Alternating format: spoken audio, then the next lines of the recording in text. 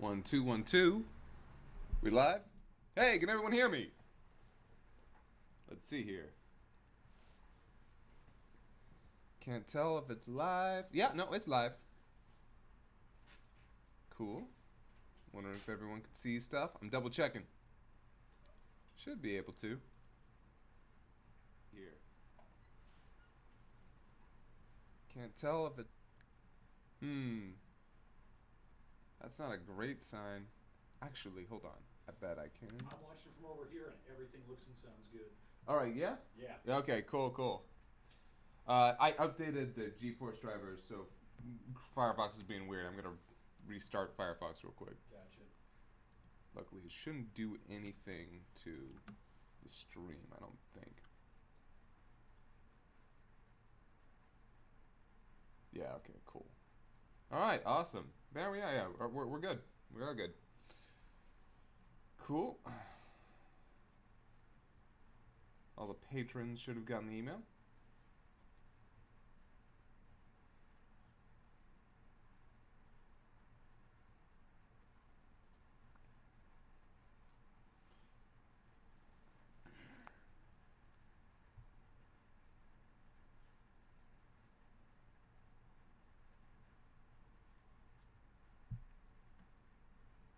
Waiting for people to come on in.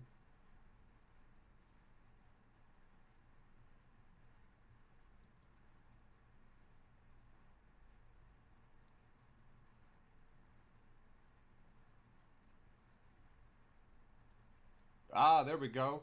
We got Dogan. We got Snowskate DA.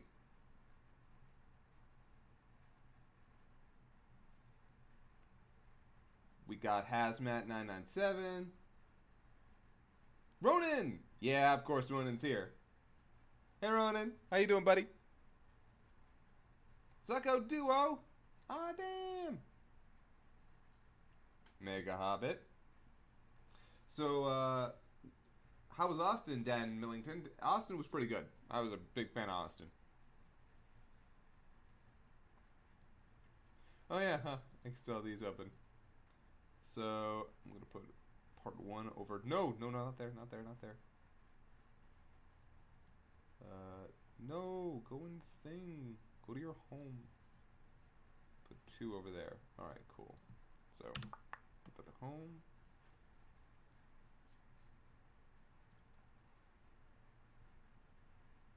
Alright, so we're going to start this proper at 6 o'clock. I think we'll do a highlight of this for the channel. Yeah.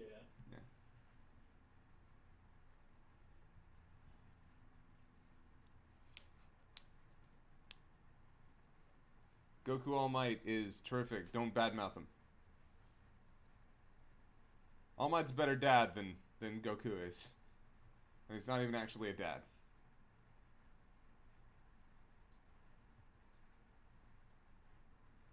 I could boost my mic volume. You bet I can. Is that a little bit better? I don't want to be too loud.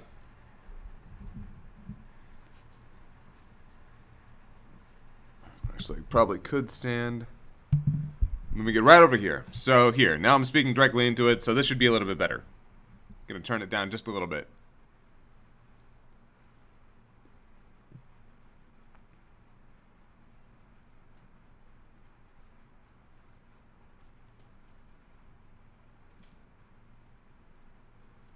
Son Might. I like Son Might.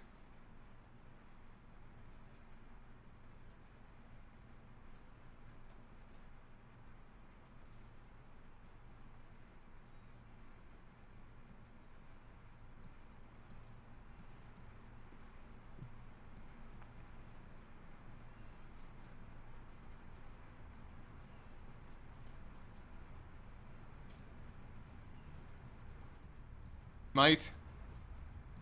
I like Stone Might. Cool. Awesome. Stream delay on this? Oh, I think that's like 30 seconds. I didn't turn on any extra, but I think it's, yeah, I think it's about 30 seconds. Just depends on network traffic at the time. Ah, okay. Can Twitch do private streams? No, it cannot. Something that I am very surprised it can't do. I think maybe the reason behind that is because of issues with their terms of service. But you'd think they'd still be able to, like, I don't know. It just seems like something they should be able to do. Although maybe they're worried about people using it for. They're probably worried about people using it for nefarious purposes. Now that I think about it. Or streaming pornography. Imagine a private pornography stream. As long as nobody talked, you'd get away with it. Makes sense.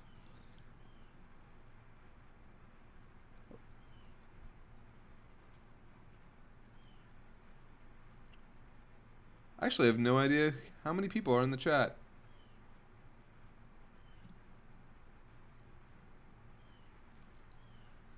Can you tell, Ben? What's up? Can you tell how many people are in the chat?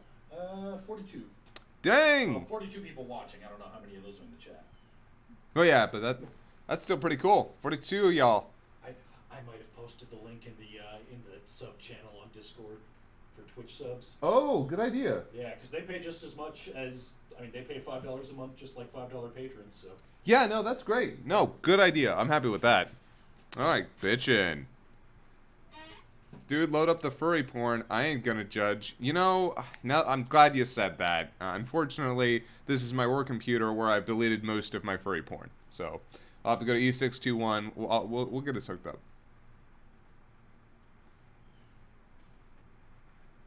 Not feeling like a Bowser day. Thinking more of an Asgore day, maybe. Gotta choose between our fictional furry kings.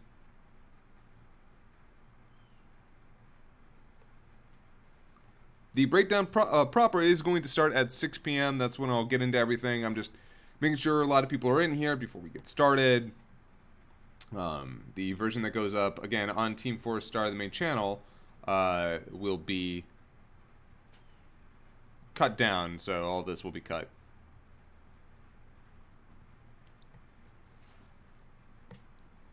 So I actually found that Bowser pick after looking for a little while, because I was kind of curious. I wanted to find one that I could cut off from the waist down. It's funny, I'm sitting in here with my coworkers behind me as I'm just looking at Bowser porn. It's pretty hilarious. I was able to find the one, and then like an asshole, I forgot. Oh yeah, we should probably credit the artist in the description. So later I had to be like, oh dude, I'm so sorry, I didn't credit you. Please, we will credit you, and sorry about that. And he was totally cool. He was like, hey, I'm just glad that you noticed, thank you, and it was fine, but I had to talk to a very, very popular furry artist to, like, say, hey, is it okay that we used a piece of your art? My job's cool. I get to do, I do fun stuff. I do fun stuff.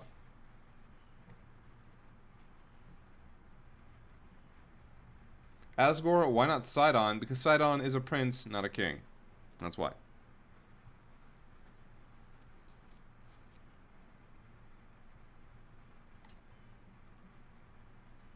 Hi, Ben?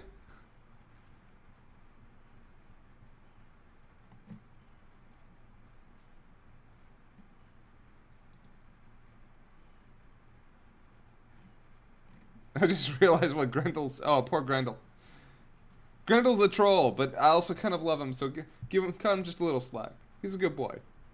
He just likes to give me shit.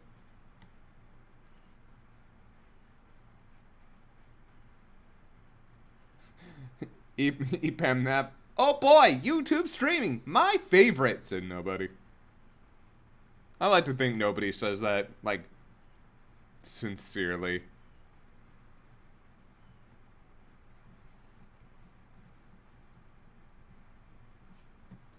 Unless you're saying it sincerely, in which case, like, damn. DiGiorno, Ben.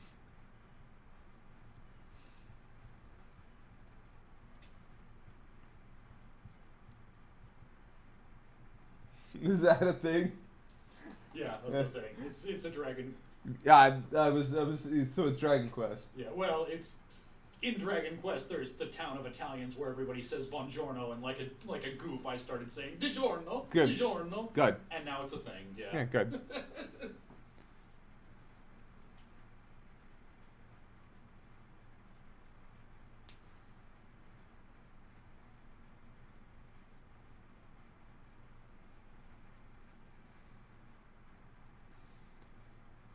Man, it's weird to stream here. I don't like it. I mean, I don't hate it, but I don't like it either. Yeah. We haven't done it since what, a year ago during the charity stream when everything broke down in the middle of that. Remember that? Oh God, yeah. What a nightmare. It's still a very productive nightmare, but wow. Yeah.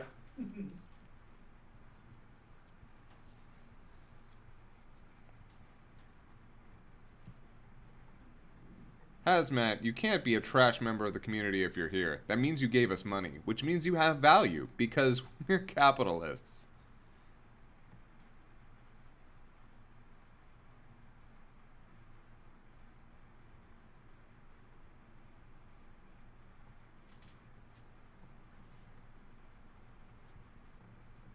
Somebody's gonna get offended by that joke that I just made, and probably for all the wrong reasons.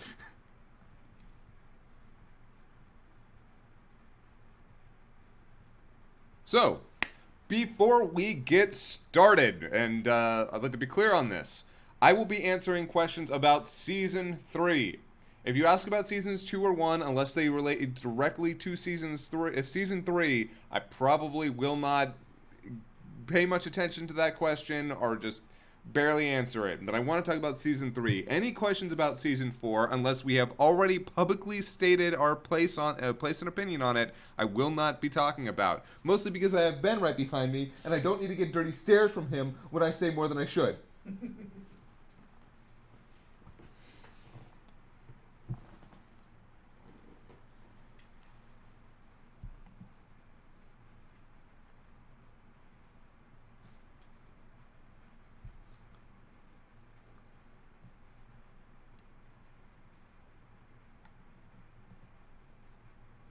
Do not lick the stream. Never lick the stream.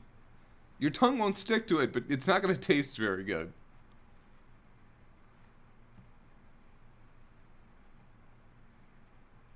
Oh shit, I need to grab one of those crackberries real quick. One sec.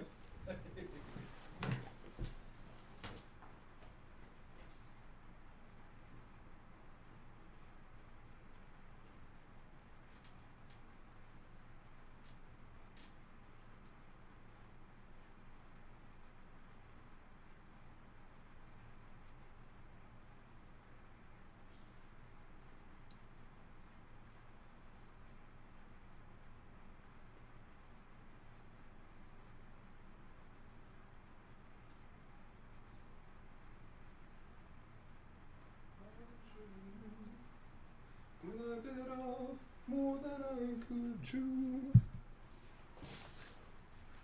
But through it all, when there was doubt, I ate it off and spit it out.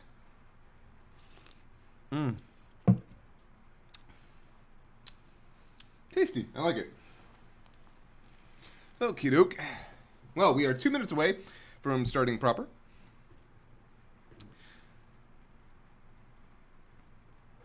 Save your questions for when it starts at 6 p.m. proper. That's in 2 minutes.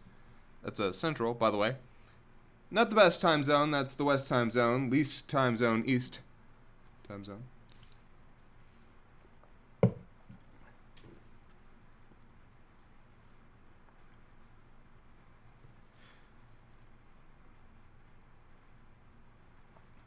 Don't talk to me about crossing streams, okay? I already got Nick up my ass about the fact that I'm cutting into his poor stream. I felt bad, though. I actually felt bad, because he's like, oh, that's when my D&D stream is. And I'm like, ah, shit. So, I feel bad.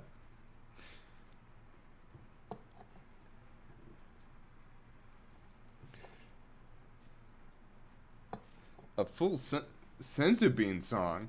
Oh, Senzu Beans are gonna heal ya. You know what? Maybe. Probably not, but that sounds fun. I like that idea. Alright, guys. So, everybody get ready. We're about, really quick, really soon. Yep, alright. So, hey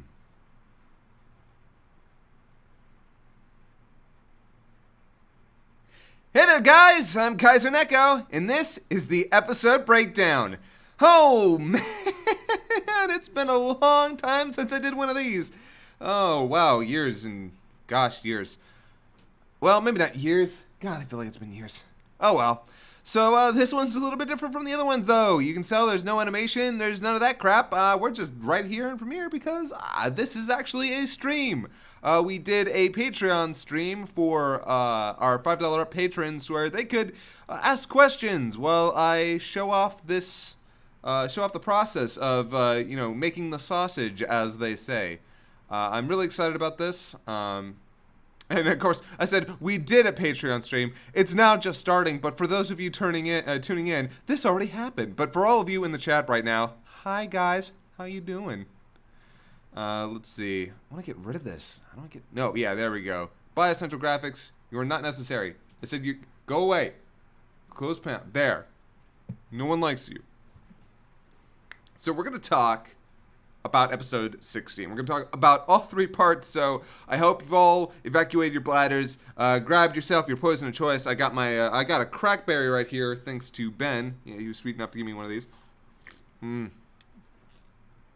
It's tasty. And strap yourself in. And no, you cannot touch the sausage. Absolutely not. The sausage is not meant for you. So, of course, we open up on this, a shot that had been, when you think about it, kind of lingered on for about 1.5 years. Isn't it? I love, okay, so the punching sounds here, by the way, are actually from Marvel vs. Capcom 3, I believe? I love the sound of them. I love the weight they have. Let's see, what are the next things we have here? So, we have punching. That's good. That's fun. Everyone likes to watch 11-year-olds get punched. By the way, he is 11 years old. Fuck you, fight me. So our first real visual edit for this episode are the TV screens here. Now, these were actually pretty easy to make. I just took this panning shot of the room here, all watching them. By the way, I don't know where this is, where there's just a place with a bunch of TVs like this. Apparently, there's just a bunch of them in the Dragon Ball world. It's funny. But all I had to do was just take this shot, this panning shot here, and then repeat the frames underneath. I also made sure to, for this shot, do some noise. I actually had to remove the noise and then re-add it as I panned it to make it look more like the old, aged footage. So yeah, pretty easy edit there. Harder edit was actually the Heat Tap commercial. I just found some stock footage online, some free, just free use stock footage of young people being young people. And then I used some stock video I had of some arrows. I've got some, like, oh god, they were part of a package I bought a little while back. The arrow animations came stock. Hey, Introspective Spy, how you doing? And yeah, so when you're feeling sapped, bring the tap. So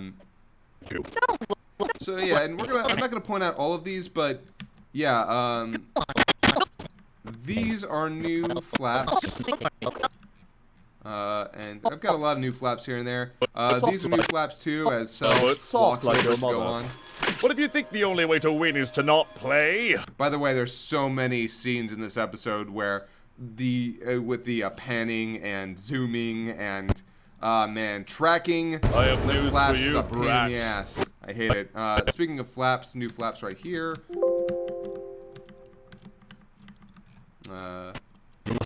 New expression for Piccolo here, which I love this expression. I don't know why. It's just great to see him go from, Gerd! Oh, okay. Yeah, Nyosi did a good job on these. Good job on these parts. It can be done. Funny enough, again, this is another scene where, let's make this a little bit bigger. If you can see... it can be dodgy. There's noise all over it, and I ended up having to actually take this shot of Piccolo. You might want to turn down your Premiere volumes on OBS. Ooh, okay. Cool. Sorry, let me fix that. Turn down desktop audio. Yeah, there you go. Alright, that should be better. Here, let's give it a test. Is this drowning me out, you guys? Because if it is, I can turn it back down some more. I mean, it could be Fun gotten times. better. Good gravy!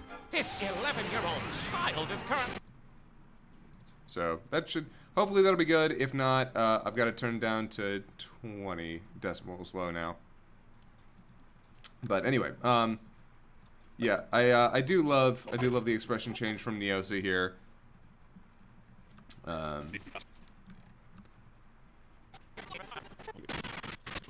Let's see. Game over, kid. More new flaps. Wait, no, these aren't new flaps, I think. Yeah, no, those ones aren't. Just a lot of... Alright, good. Let's see. Okay, so yeah, we also have this shot of, in the original... let's see, what was in the original here? Right, in the original shot of this, it's not actually... Yeah, it was just some random shot of debris here. I ended up putting the shot of the rocks that Gohan is now buried in to give you a better idea. Yeah, it's not the cleanest though, because in the original shot itself, if you'll see here, in the original shot, there's a lot of glow coming off the screen, so it didn't come out as clean as I wanted it to. As the episode went on, actually things get a little bit more polished. Funny enough, part of it was due to the fact that I hadn't worked on this show proper in half a year, because you know we did the Christmas special, but the Christmas special was almost no cleanup, no noise needed to be added. Like this shot here, this is actually just another one of the shots where I isolated it and then added noise and even added a little bit of shake. Let's see, what's another shot? So we have here, yeah, a lot of panning flaps all throughout this episode. I love Kurt's delivery here. What do you do to him? Also, the accompanying visuals are pretty great. Again, thank you to Neosi for a lot of these. This shot was a bitch and a half. I hate these zooming, moving shots because not only do I have to worry about matching the movement, but it's also the zoom. There's a lot that goes into a shot like this. You wouldn't think it would be so difficult, but it's not a lot of fun, especially considering that there are multiple flaps that are moving at the same time, got to move at the same speed, etc. New flaps. New flaps. New flaps. You should really watch out for that. Didn't Frieza blow you up? Oh, yeah! Then you should really watch out for that. That's you. I love the expressions that Neosi gives for then you should really watch out for that. Or not, the that's you lines. Basically, they're written in the script the same way that SpongeBob meme is, with the interspersed capital lowercase letters. Honestly, it was one of the jokes that I really liked early on. I wish we could have done a little bit more with it, but... By the way, if you see pink, that probably means it's a new flap. Also, another great expression. No. Also, Krillin trying to bring back the Team 3-star, even though he didn't like it. And some people brought up, why did he bring it back if he didn't like it? Well, I mean, hey, come on. Sometimes it's about reconnecting with your boys. It's about like, you know what? Remember that? Maybe that wasn't so bad. Maybe Team 3-star was our thing, right? Team 3-star, right? No? Okay, yeah. Okay. You know what? We were right the first time. Also, it just seemed like the funny joke at the time. Yeah. Let's see. Is that the club? Can I join? Yeah. And of course, Yamcha trying to get in on that club action. Is that the club? Can I join? This clip is from like fucking episode 153. And the majority of this episode is from 183. It's 30 episodes beforehand. But I needed some more shots of both Tenshinhan and Krillin for these scenes, and Yamcha for these scenes, and that's kind of the only place where we have the chance. Now, a lot of all new flaps here. Die is that the gist of it? Really good work by Neosi here. I love how these look. Love how these came out. Let's see which breaks first. So sometimes there are, and yeah, you guys ask questions away. You can ask questions. That's totally fine. Now, as you'll see in this moment, look at this shot here. Well then. All right, do you see how all that noise isn't moving? Isn't that kind of awkward and weird? Which breaks first. Especially when it starts moving after, you know, the cells start moving. No pun intended. Well, then. that's why, Let's see which breaks for shots like first. that, what I'll do is I'll actually export the frame, remove the noise, sharpen it slightly, bring it back into Premiere, and then with the still shot, add noise to it so it doesn't look so awkward and out of Well place. then. Let's see which breaks first.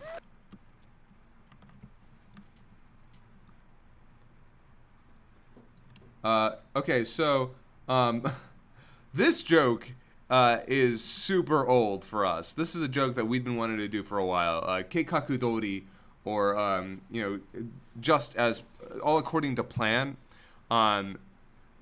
The people who got this joke flipped their shit. The people who didn't were obviously, understandably confused. We don't like to do too many jokes like this because it's basically a meme, but at the same time, it was the joke we wanted to make. We thought it was funny. And so the joke here, for those of you who don't get it, is that a lot of a lot of fan subs, for no good reason, no real good reason, they try and justify it, but ultimately most of the time it's just it's unnecessary. We'll keep Japanese words because they don't have a good translation for it, like nakama in One Piece. You just use comrade. I mean, sure, there's the whole, you know, Russian communist connotation, but honestly, it doesn't matter. You can find better words, you can find better translations, and if you feel like people aren't gonna get it, give them a like notes or something. But just keeping a Japanese word is just lazy translation, and that happens all the time. And it happened notoriously with Death Note, where they kept keikaku. I don't know if here's the thing. It's such an old joke that I'm not even sure that it actually happened legitimately, if somebody actually kept keikaku. But there was a joke or either a joke or an incident where keikaku, aka plan, was kept. So it was all according to keikaku. So we thought, you know what? Screw it. Let's do a joke with that. And instead of, like, because Goku planned all of this. So we just thought, hey, wouldn't it be funny if he said all according to cake, and then we thought, oh yeah, and have translators note cake means keikaku, and then another one, keikaku means plan. Which is funny because plan to eradicate the Super Saiyans is actually Super Saiyajin no, Super Saiyan Zetsubatsu no keikaku? Like, plan to eradicate the Saiyans, so. So yeah, we have more of me isolating and freezing a frame here. Not a lot of edits here. There's a joke here that I absolutely love that I wrote, which is the butts line from Cell. Speaking of butts, which way do you think his organs are gonna come out? Because I'm betting mouth, but I'm hoping. I love that joke. I'm also 12 years old, so I apologize. I don't know why I like jokes about butts. I'm sorry.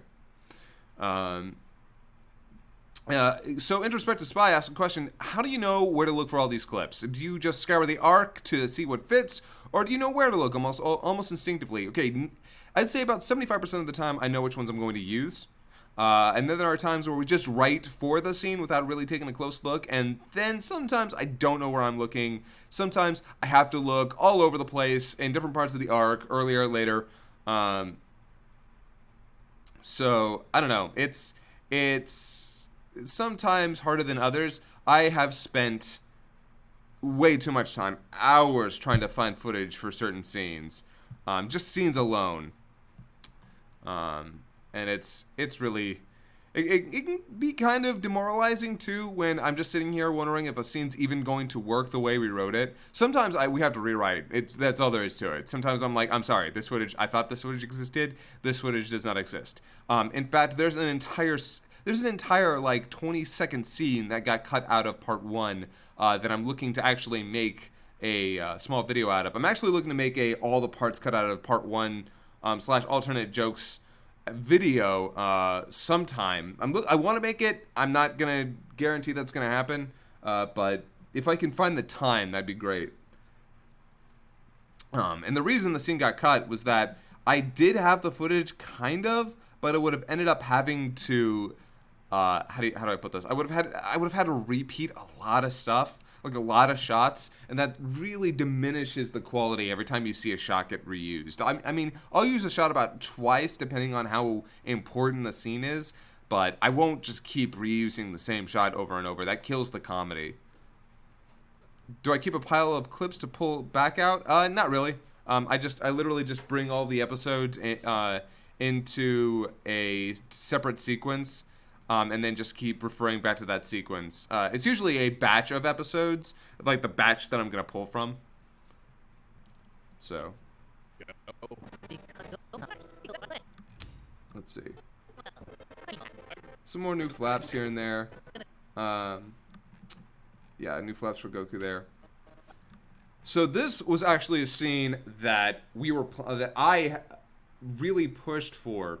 This whole scene where Goku lays out the details of why things played out the way they did.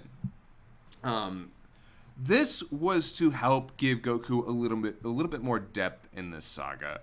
Not that I think Goku needs a lot of depth, but it did mean a lot to me that he kind of had a more of a plan. Here we see that Goku had been planning this out all the way before they went in the chamber. They sent in Vegeta and Trunks in first because, as Goku reasons, if they had come out of the chamber, there would have been nothing stopping them from killing Cell.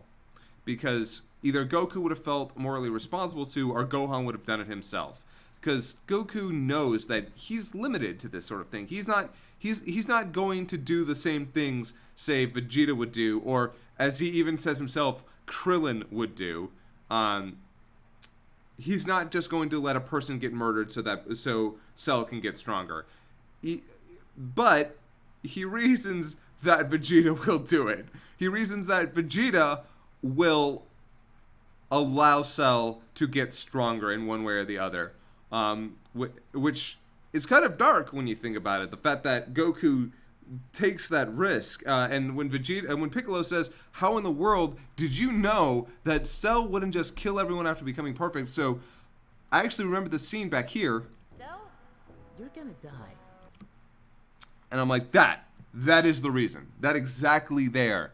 He tells Cell, "You're gonna die," which, knowing Cell's character, absolutely not gonna pass that opportunity up. No way he's gonna kill everybody. He wants a piece of whatever Goku's promising. Did you sometimes have to find new clips you didn't think would be needed after voice recording is done? Yeah, absolutely. Because recording always happens before I start editing. Although sometimes it really just does come down to, like, because I'll start laying down footage before certain people get recorded. So.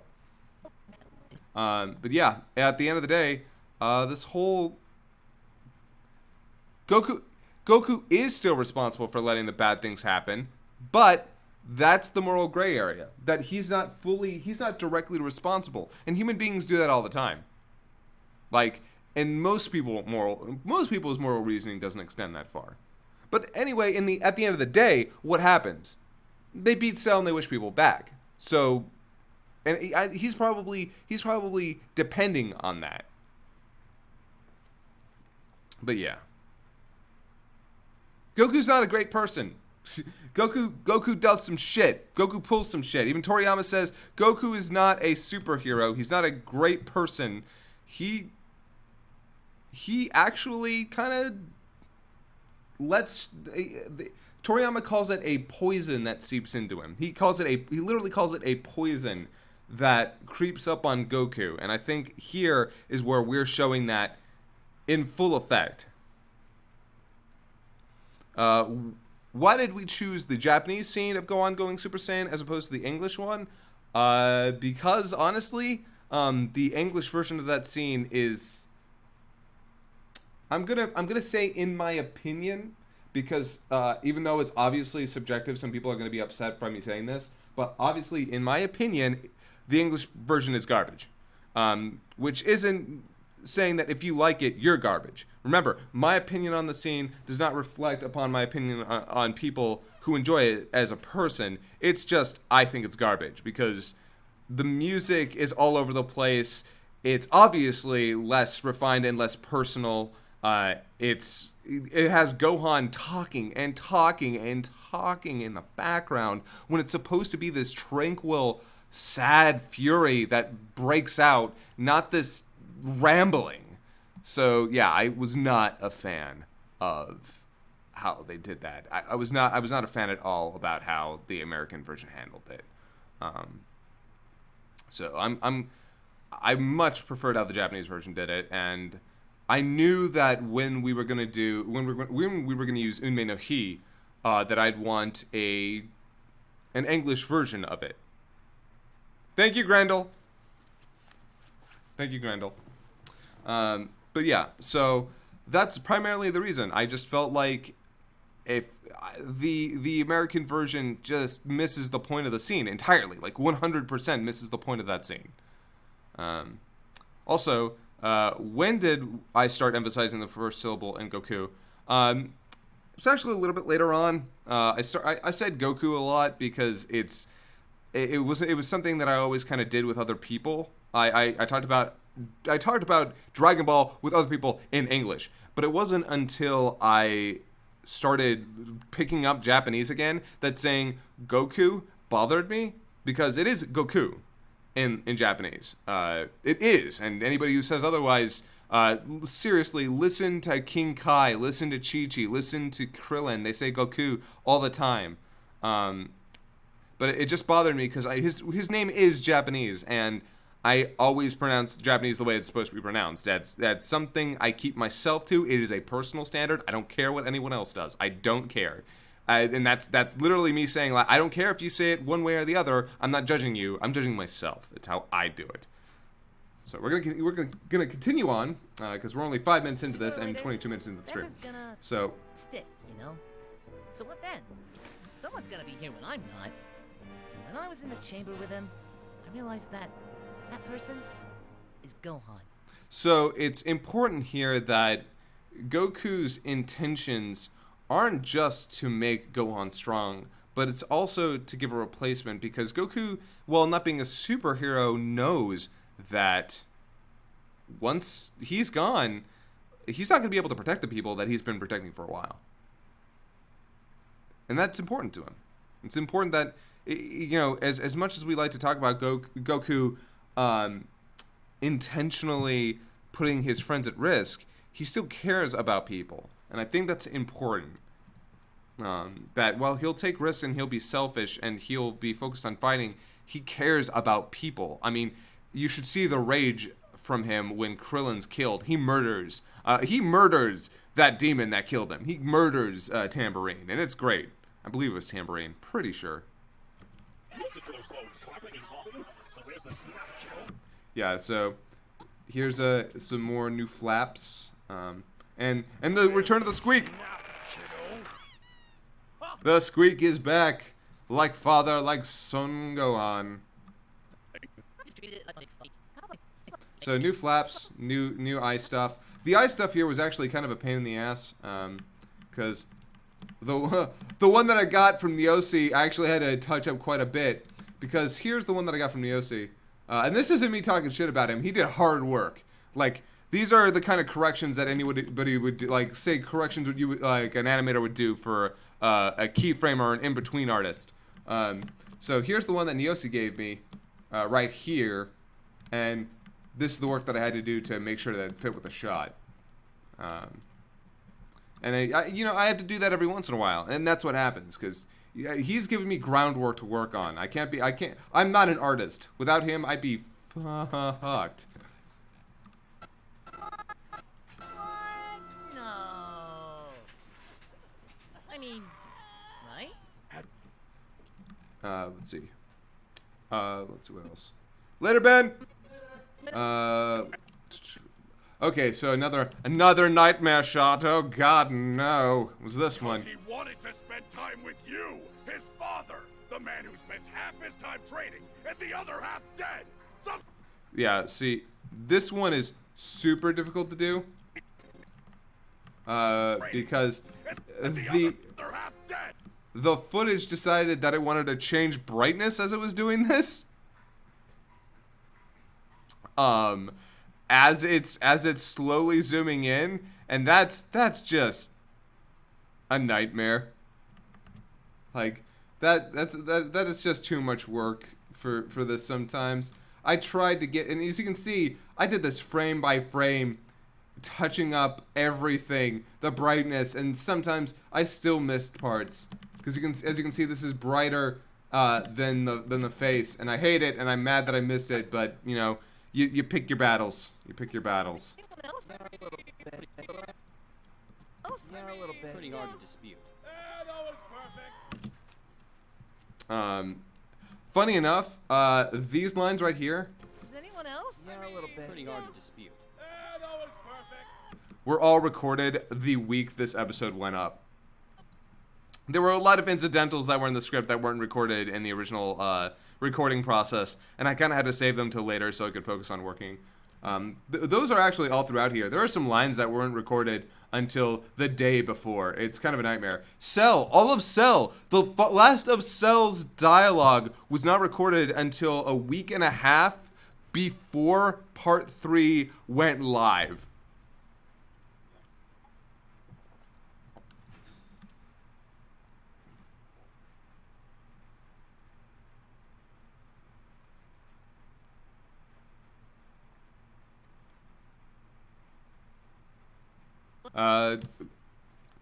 Actually, I know a lot of After Effects, but that stuff usually works a lot better with live action. With the 2D animated stuff, especially stuff this old, it has trouble matching a lot of that because of the color balance.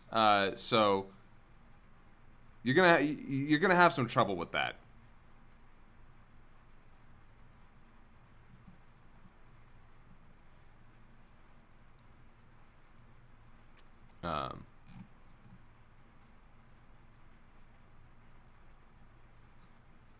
Let's see here. Krillin, I need another sensu beam. Oh, no way, Gose! Oh man, yeah, so funny thing is, you would think that this was new art, and I'm actually well, okay. Oh god, Krillin, your eye! Oh god! Oh, that's gross. Oh, that's gross. So, but it's actually just another shot that I ended up fuck you, combining with this one.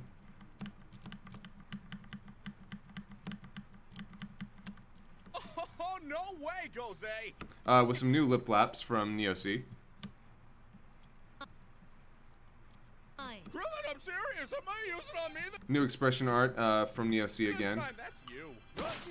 Just quick update, everyone. These are now tournament illegal. Alright, thank you.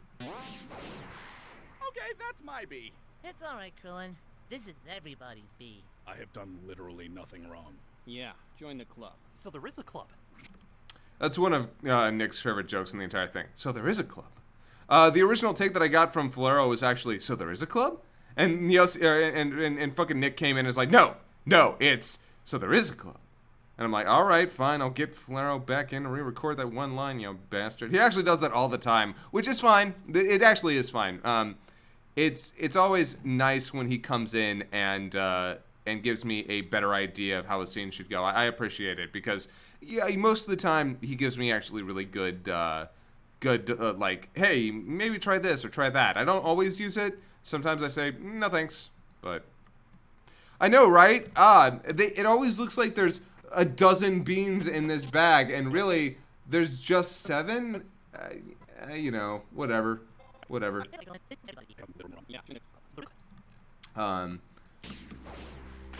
see now that not all roads lead to Rome. Also, I got to use the line, "Not all roads lead to Rome," and that makes me happy. I love that phrase. It's one of my favorite phrases. All roads lead to Rome. Night, Keenan. Kynan. I always forget. I'm a bad friend. Also, Piccolo pointing, or Perfect Cell picking out the Piccolo father thing, and Piccolo being like, well, if you're just gonna say it, is kind of our poke at the joke being sort of old and overdone. You know, it's like, yeah, he's his dad, right? Yep. That's, alright. And that's the end of that joke. Because that's the last time we make a joke like that. And it's probably will be the last time we ever make a joke like that. Because while it is a fun joke, it is something that's actually kind of a hot topic in the community. Not everybody appreciates that. Some people find it really funny, but some people find it kind of insulting to Goku, and ignores the fact that Piccolo abused him as a kid. And you know what? That's fair. That's fair. But it's also funny, so fuck him. I mean, if you're just gonna say it. I don't get it. Stay away from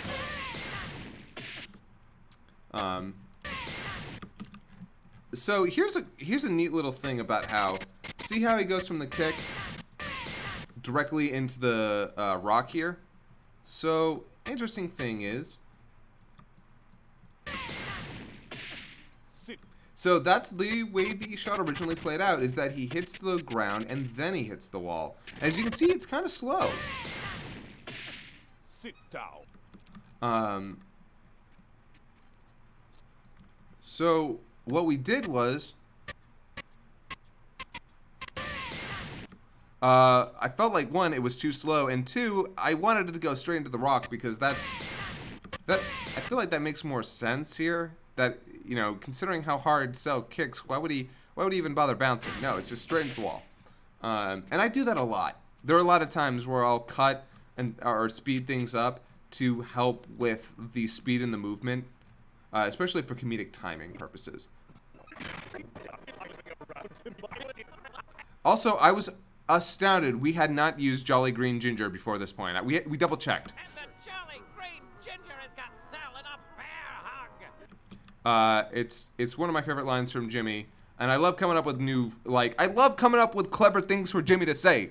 Like, I wrote like 60% of Jimmy's dialogue in this, and it's almost all the really where he uses alliteration or comes up with clever phrases for the characters, because that's the kind of shit I love to write. I love to write that sort of shit. Not consent to this. Your compliance isn't a factor. You had a chunk of your head missing. How do you remember that? Also, I love a lot of the callbacks with Cell and 16 here. I like calling back to obscure lines, because it makes people kind of remember. Like, I don't know. I just love callbacks. I love break jokes. I love running themes. But then again, I'm also a big Archer fan, so you know. Wait! You don't have to do this, Brobot! You still have so much to live for! All new flaps, by the way. Originally. Wait! You don't have to do this, Brobot! You still have so much to live for! Wait! You don't have to do this, Brobot! You still have so much to live for! So good work on Yossi there. Those look fantastic. We can split him 16 in half together. Some people came up with very lewd ideas of what that meant, and really, it was literally supposed to mean, you know, grab him from one end, grab him from the other, and just pull. But some people came up with some pretty gross ideas of what that meant, which, you know, I'm not gonna kink shame nobody, but no. My countdown has started. Try and stop me, bitch! What are the odds of outrunning a nuclear explosion? Funny enough here, What are the odds of outrunning a nuclear explosion? did not have closed flaps for Jimmy, so had to have Nyosi make those for us. What made us decide to do the countdown joke going into the negatives for the scene? Actually, that was Nick's idea. And that he even said, like, that's his kind of joke of going to negative, -1, -2, negative a critical error has occurred. So yeah, that's very much along his lines.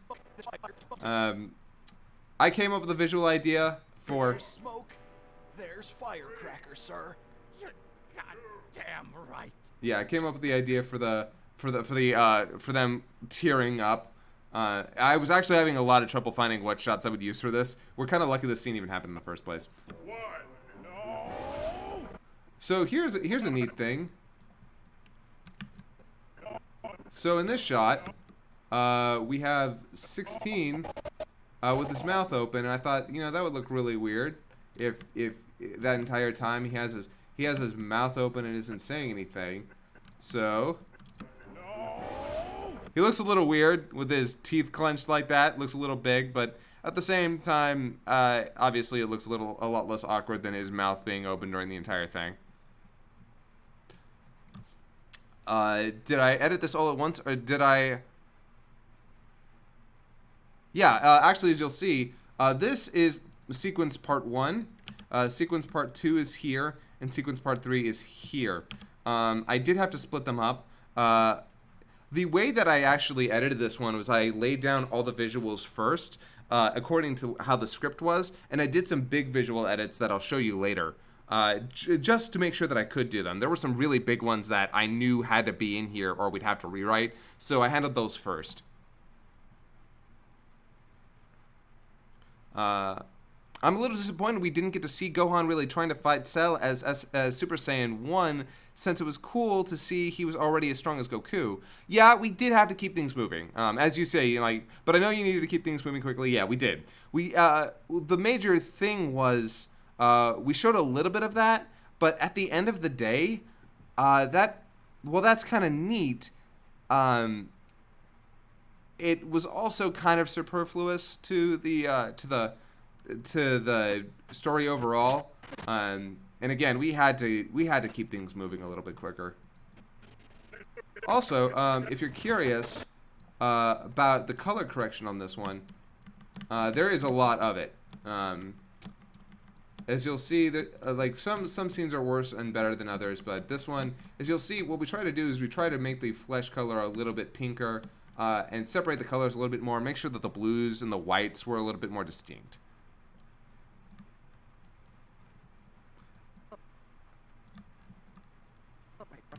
I love this expression from Trunks. Oh, right. My mom said she took out your bomb during repairs. Who gave her the right? New flaps, by the way. New flaps here. Oh, God, no! New flaps for Cell here. With a nice little expression change. New flaps for L16 here. And then we have this shot. Now, this is the first of many just, oh boy, shots. So, one of the things that we did in this arc is that we killed Karoni, it was Karoni, Piroshki, and Pizza. We killed them. We literally killed them. We removed them from this show because, first, they weren't in the manga. 2, they were just going to take a bunch of screen time that was not necessary. 3, they're just so annoying, and they ruin Satan's joke by basically doing the same joke that he does about having them go out there and then lose against Cell. Now, yeah, the joke is kind of supposed to set up for Satan's not like them, but then Satan literally just does the exact same thing they did and lose again. So it's, I don't know, it's not, I wasn't a fan of them, they weren't funny, and they had to go. They had to leave. They had to die.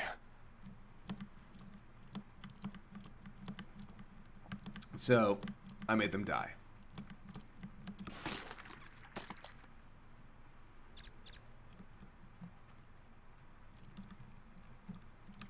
Which required a little bit of editing, you know, for this part.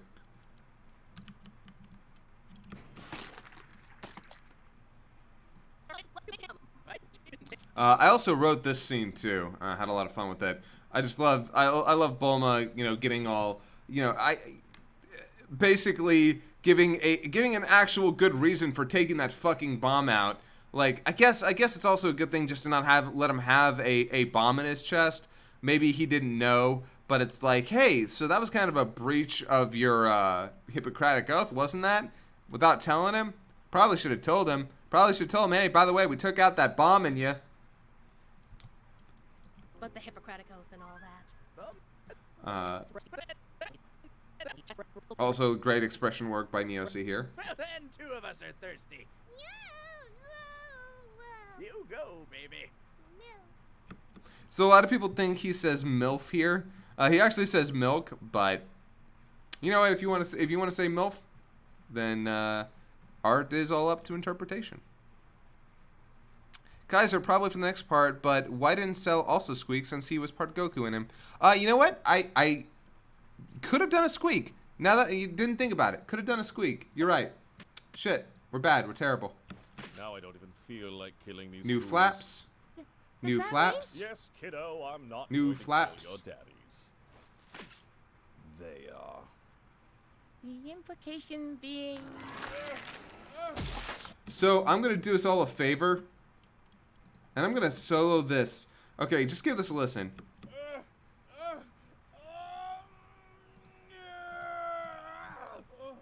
Remember your breathing exercises. Okay, come on, Cell. Push. Blessed be the fruit.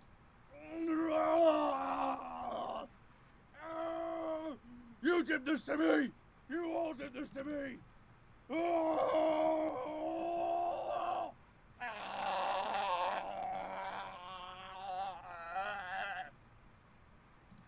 There is definitely more to that scene. There was definitely more to that scene than what you got there. But that's all I could fit in during that time. Actually, now I'm kind of curious because if I start this from here.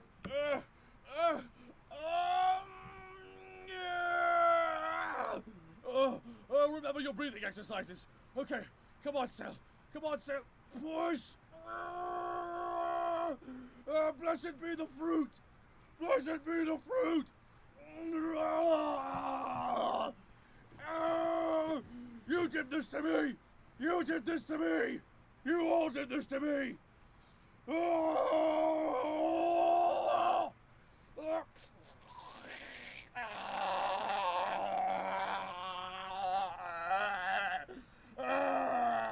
love you. I love you.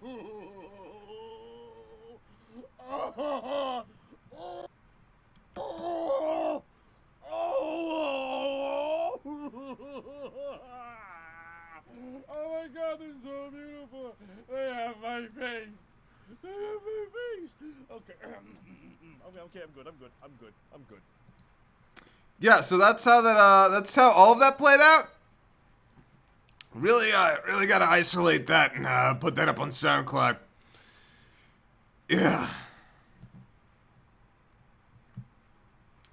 I actually literally told Kurt that he was not allowed to do a second take. Kaiser, I wanted to know, since this is later in the episode, since you like callbacks, when the explosion on Cell on King Kai's planet happened, why didn't you have any reference to BoJack?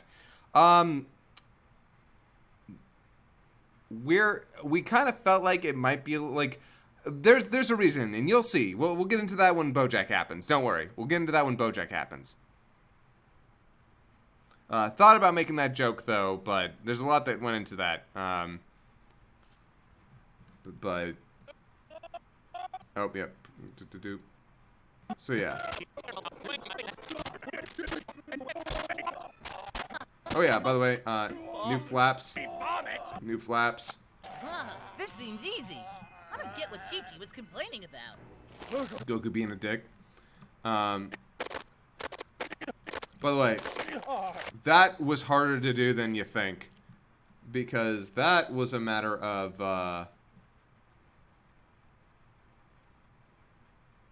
where the heck is the thing? Get back to that. Wasn't that? Well, that's interesting. That's all we get here, huh? Actually, oh, there it is. Oh, that's why. Okay, so as you can see, what I did here was I have this underlying shot.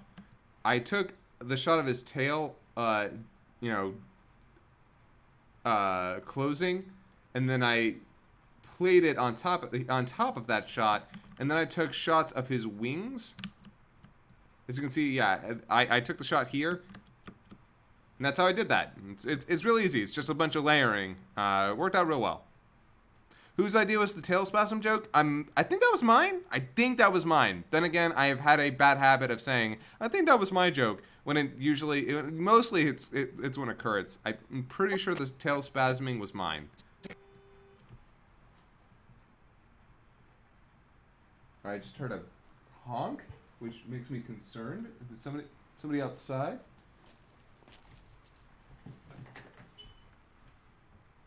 Huh, well.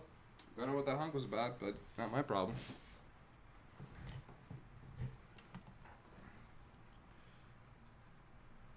Why didn't Cell talk out of his ass again? I mean, there wasn't really a place for it. Also, Gonna be doing that the rest of the day. More great expression work from Neoc there. I made the little arrow. And Jonathan.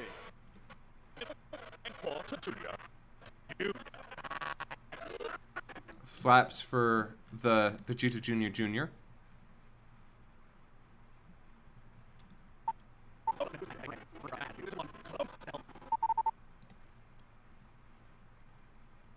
So I'm very angry about this because I didn't notice until it was too late that this looks terrible because of the color stuff that I didn't.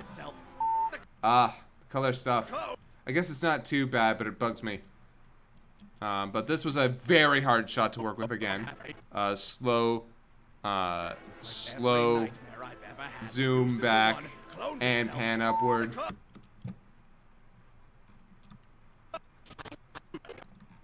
By the way, since you paid for it. Every nightmare I've ever had fused into one, cloned itself, fucked the clone, and then made those.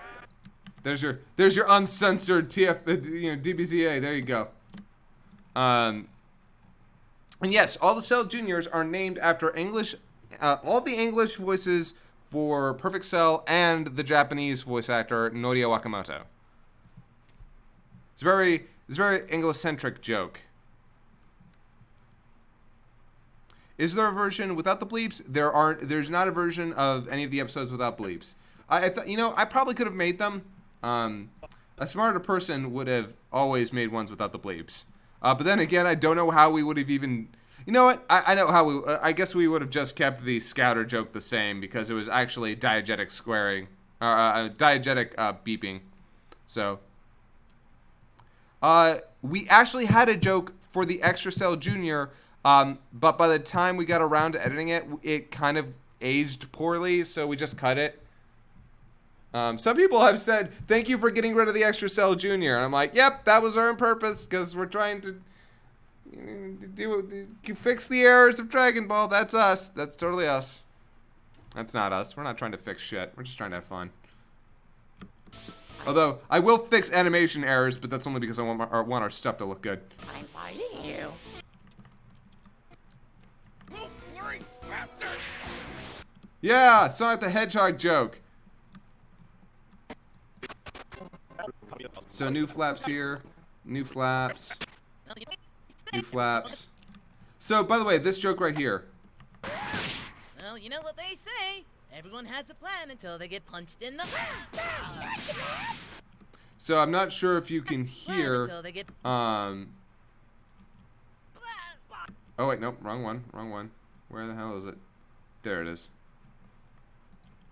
Wham Bam, thank you, man, from the Cell Jr., which was improv by Kurt. Also, the phrase "everyone has a plan until they're punched in the mouth" is actually from oh gosh, Mike Tyson. Mike Tyson. That is a quoted classic line from Mike Tyson. Everyone has a plan until they're punched in the mouth, and I felt like it was perfect for here. Freeze! my hidden power. So all these are new flaps. Good work by Neoc. My dad's fight, not mine. So I'm begging you, just rein them in. Give my dad a senzu bean And there it is. That right there. That is why I despise you. You know what they all have in common? So I also wrote a lot of this as well. You know, I wrote a lot of it with input from Kurt and Nick, but I wrote a lot of the monologues from people because I've got a thing for writing monologues. In fact, I write almost all of the dialogue for The Major and Hellsing Ultimate abridged. Noticing. I really tried. See, even Krillin's doing his best. Thanks for noticing. Oh, huh, that's weird. Krillin's flaps got deleted here. That's really weird. Huh. I should check on that. I don't know how that happened. I really tried. Yeah, that's really weird. I don't know how they got deleted. Well, that's neat. They were new flaps though, so wherever they've gone to. Good thing the episode's already been exported. Also, one thing that you cannot hear that I'm a big fan of is whenever the Cell Jr. kicks him, it's him saying "ding," which you can't hear, unfortunately. So it's a hidden joke. Of them, boy. Not a one shares that trait with you so vile it drives me to retch. You, Gohan, are a coward. Again, with a great music placement, how do you know when to put it in to make it hit the right emotions? When do I know when to put it in? Music is a really difficult is really difficult in this series because I don't want to take from any other shows besides Dragon Ball, because I feel like when I do that, I'm making a reference to those shows, or it reminds people of those shows, and then that overrides their enjoyment or intended feeling for what's happening here. But when I pull from the original score, it just brings people back to Dragon Ball. And that's what I want people to think of. I want people to think of Dragon Ball when they're watching Dragon Ball Z Abridged. I don't want them to think of something else unless we very intentionally are making a reference. And that we do that sometimes. Sometimes we'll make a very intentional musical reference, and that's my favorite kind, because if they do get it, cool, then that was intentional, and then they can drive on that. If they don't get it, and the music is still appropriate for the scene, then the scene just plays out as it's supposed to. Because I almost never make a scene specifically with a musical reference in mind unless it's a full-on song that is being sung.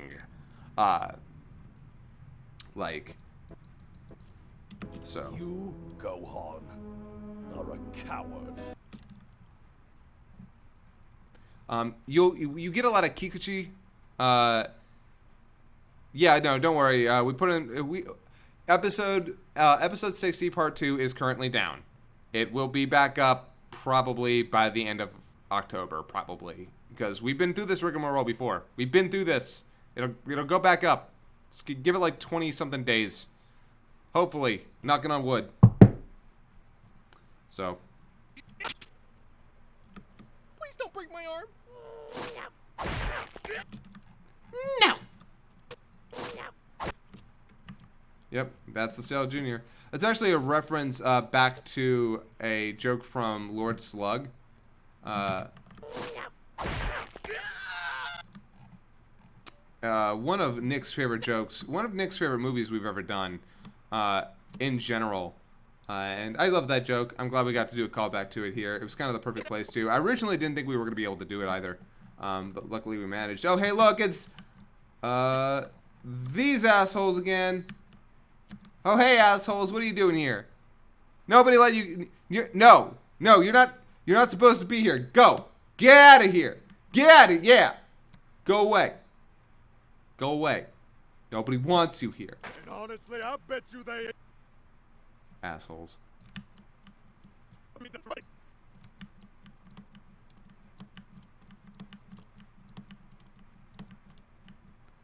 Ended up making this rock behind them look like garbage, though, in the meantime. But it was the only way to get rid of them.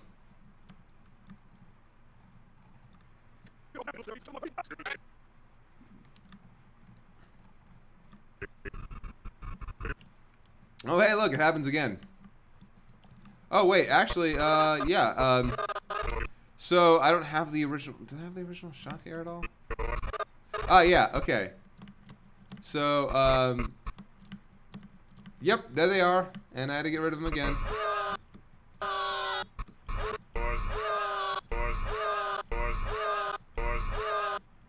I hate them so much. I'm so glad I was able to destroy them. This shot, it's all by itself, required a lot of work though because of them.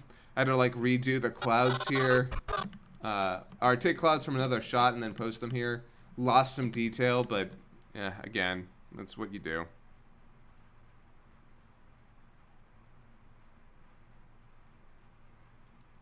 What if Kaiser had left them in all the scenes at 98% transparency, so it was like them haunting? Oh my god, that would have been hilarious. That's kind of funny in its own right. I'm kind of sad I didn't do that now, in a way.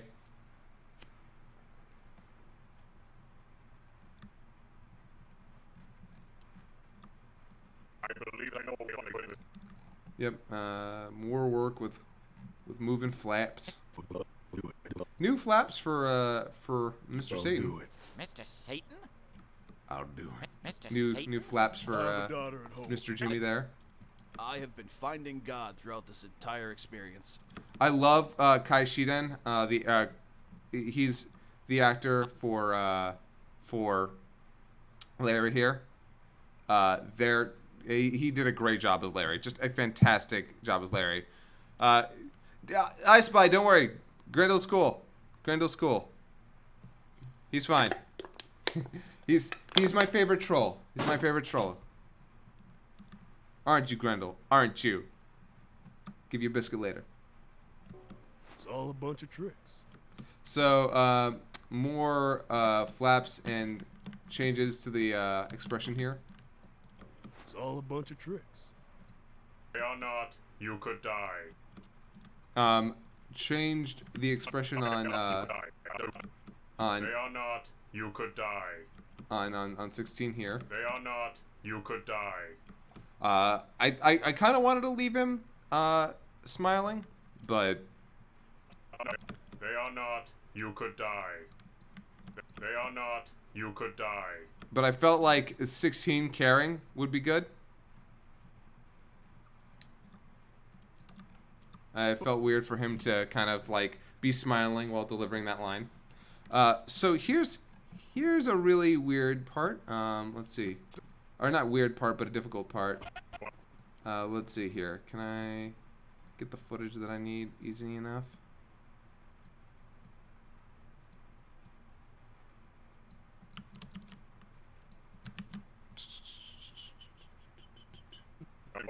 There we go. Okay, so neat thing here.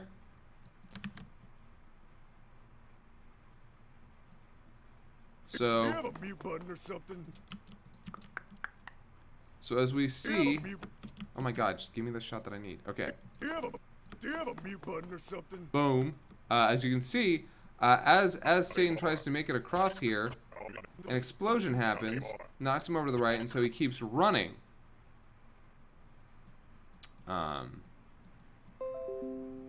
As well, oh, I'm gonna save this real quick.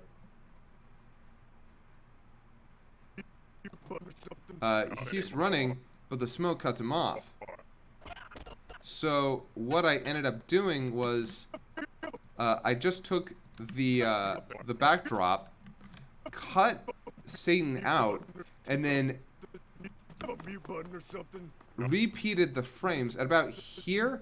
If you look real close, you can see the cell switch back to an earlier shot as I just repeated it over and over as he ran into the distance. Oh, no. Do you have a mute button or something? Not anymore.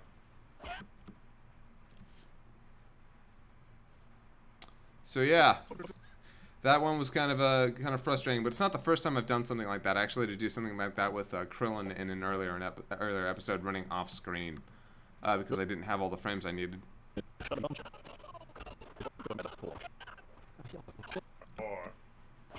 Damien sure is kicking the shit out of Yamcha.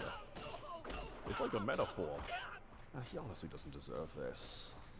But it's still funny. So yes, as we see, more flaps, floaty flaps.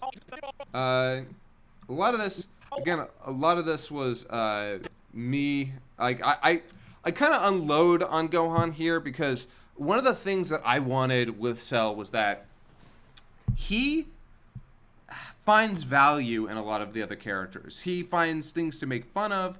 He finds things that challenge him. He finds things that annoy him.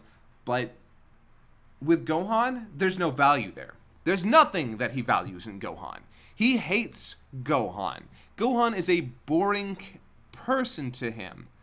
A boring character to him. And part of that is a little bit of commentary on our writing and the fact that, you know, Cell looks over to Gohan and like, who are you? What are you? Why are you here? Like, what? You offer me nothing. You are nothing to me. At least Krillin's funny. At least Goku is a real fight. What are you? You are nothing. He hates Gohan. Right? And now he's crying? Are you serious? And so, yeah, in here, we have him, like, trying to get what he wants, but at some point, he just gives up. He's like, no, what? No, this is dumb. I shouldn't have bothered. Like, kill all of his family and friends, grab your shit, we're going home. And then we make this joke. Hold on! I'm just one step closer to the edge, and I'm about to... Everything you say to me is pissing me off. You had your chance, kid. And in the end, it didn't even matter. Wait! Ow, ow, ow. So, a lot of people caught on to the fact that those are Linkin Park references. But my favorite people are the people who caught on to the fact that we made Linkin Park references because of all of the Linkin Park music videos that were made with Dragon Ball back in the day. That made me happy. The fact that people caught on to the fact that we made this joke, like, because of Dragon Ball's long and lurid history with Linkin Park. Thank you for your assistance. Don't name me! Mr. Satan. Kids, when you're done with them, draw and quarter that buffoon. How many people do you think had to look up the term draw and quarter and then were promptly upset by what they found? So yeah, and so the rest of the scene plays out. The rest of the scene was largely, again, written by me. And this is a kind of a different take from Cell's, whereas Cell's take on Gohan was, you are a coward for not wanting to be violent. 16 is, you are the only person who can do the right thing now. You are the only person who can save us all. Don't let your cowardice, your inability to fight, stop. Like, don't let that kill people. Don't let people die because you don't want to do the right thing. But it's more than that. Part of that comes down to, and as we'll see later, Gohan isn't just afraid to fight. Gohan's afraid to let go. Gohan is afraid of what will happen to him if he finally decides to cross that line. And as we find out, he was actually completely justified in being afraid. But at that moment, what he needed to hear from 16 were these words. He needed to be, because the only person who could stop Cell, the only person who could protect them, that was Gohan. He was the only person who could do it. So 16 tells him in that moment exactly what he needs to hear. Like you're the only one suffering, but I believe that Trunks has some stories for you. And I can assume they all end with, and then he died too.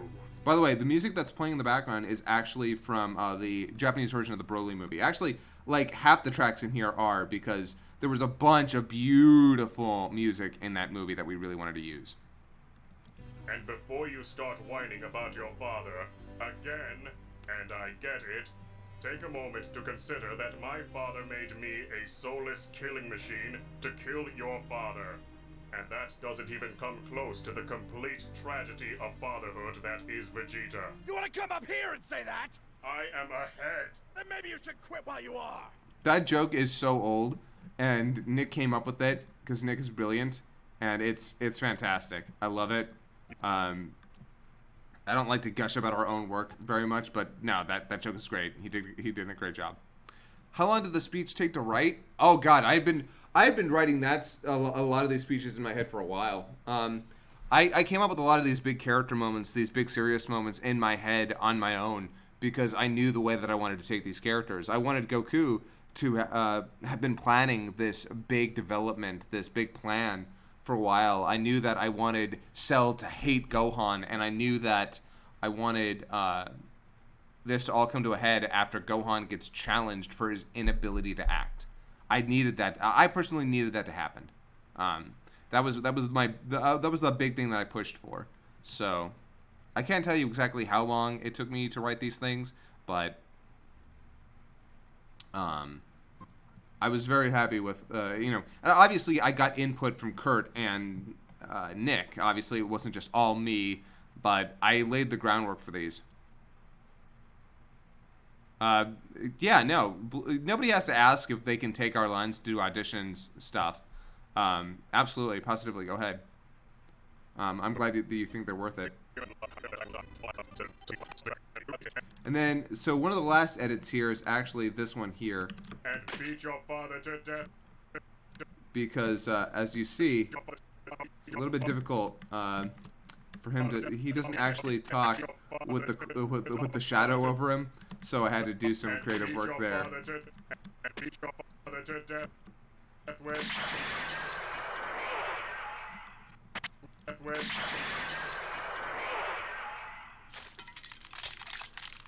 Funny enough, the sound there is actually.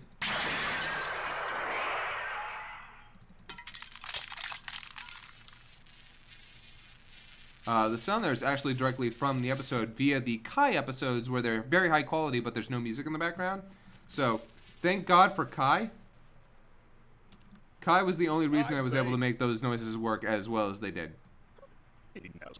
And then we have this scene. So I've talked about this scene in depth here.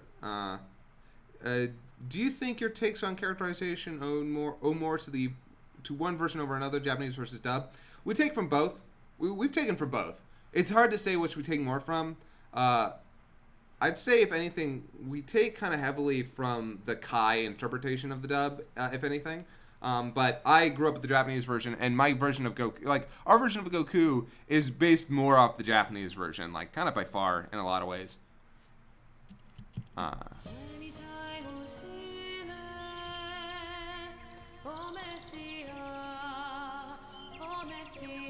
So yeah, this scene was a big deal for me. I didn't have to fight for it, but I chose this song and I was ready to fight for it. I was ready to go to bat for it. I didn't have to, luckily. I didn't have to go to bat, but I was ready for it because I wanted this song specifically. Because this is a song that not a lot of Americans have heard because it was cut out of the American dub, and even the American version with the Japanese music didn't have it because they didn't have the license to use the song. So I decided that we were just going to redo the song top to bottom with new singers, and yeah, this is what we got. Cliff did a fantastic job, just an unbelievable job, amazing.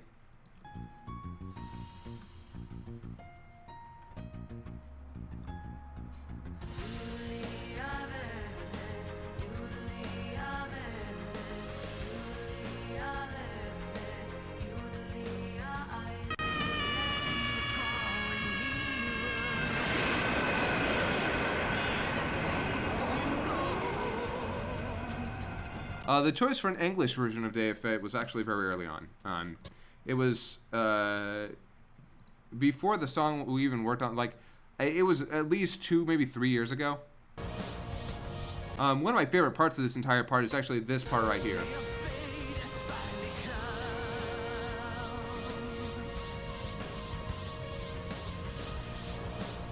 just that whoosh as the last of his tears.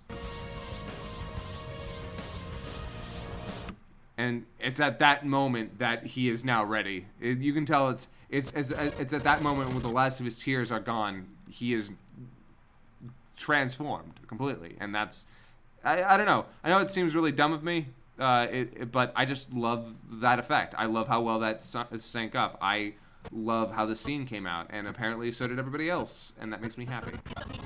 I also love... Gohan. I love Nick's take there. It worked out wonderfully. And then, you know, we come to a close. And that's part 1. We're going to jump right into part 2 because we don't have a lot of time. I need to get out of, I want to get out of here before it gets too late, and I don't want this to go on too long. So here, we have the opening scene of part 2. Now, this music was done by Cliff. All of this is new music by Cliff Weinstein, iTunes.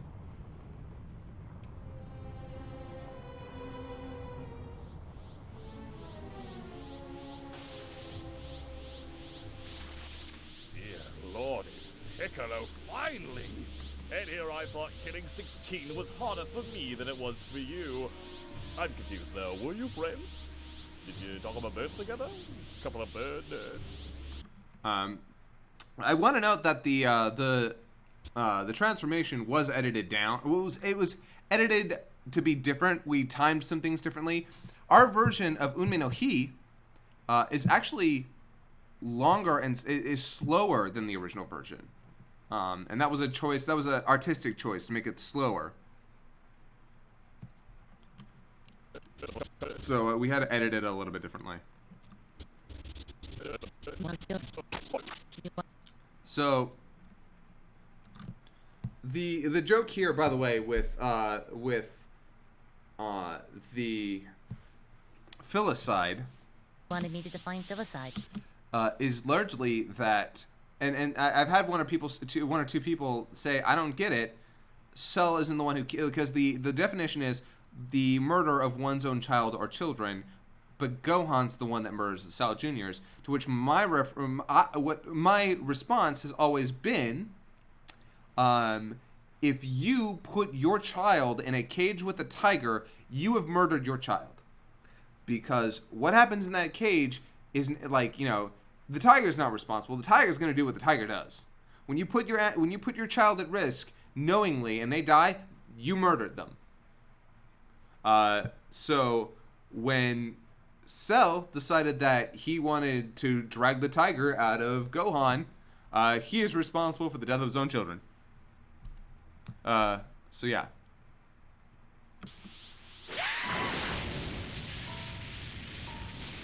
And for people asking, yes, this will be uploaded onto YouTube. Don't worry.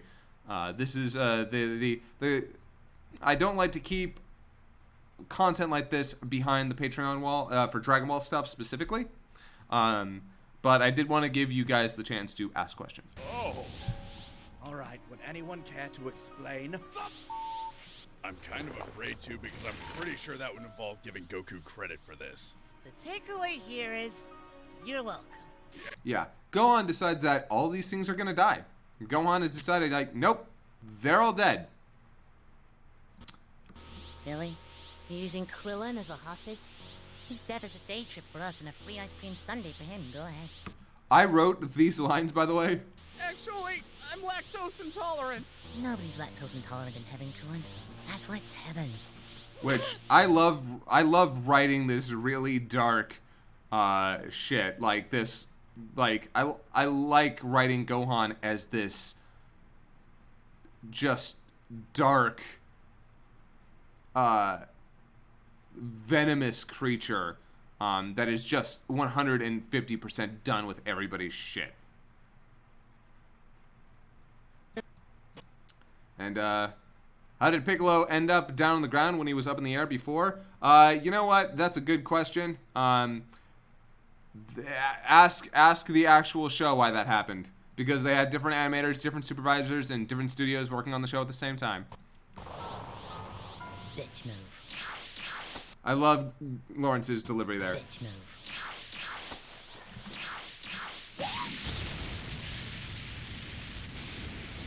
By the way, Suddenly.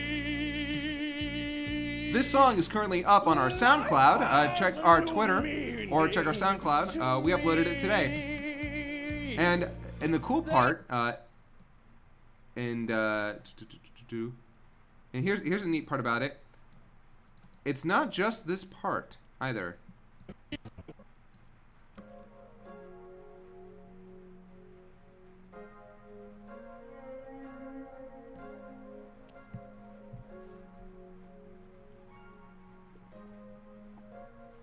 I used to think that love was just a fairy tale.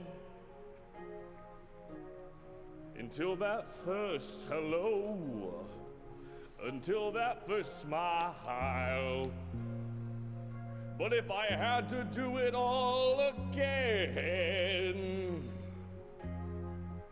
wouldn't change a thing. 'Cause this love's everlasting. Suddenly. So yeah, go check the SoundCloud. We only have up until a certain part. We didn't do the whole thing, but he did the entire first part, and Cliff decided to just basically put together the whole thing that he did. So Kurt does have a musical background. Actually, he is actually a trained singer. By the way, our favorite assholes are back, and then they're dead again.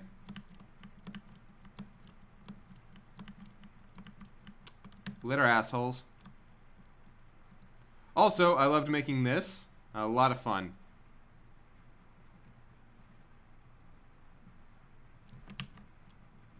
The Please Stand By scene with Sane's head on it. The name of the song is Suddenly by Billy Ocean.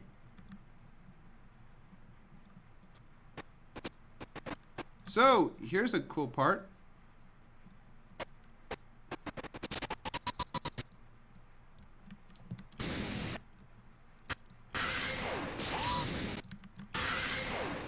Can you tell what the difference is?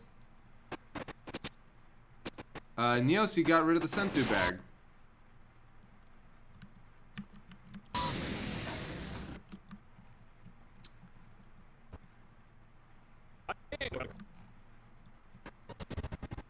Also, some people might have noticed.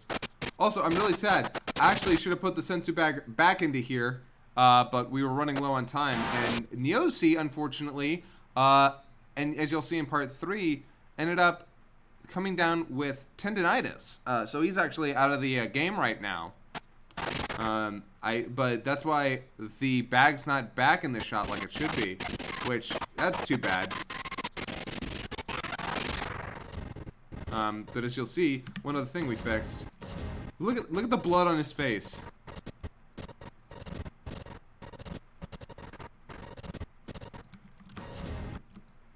So that's one thing we wanted to fix. Don't.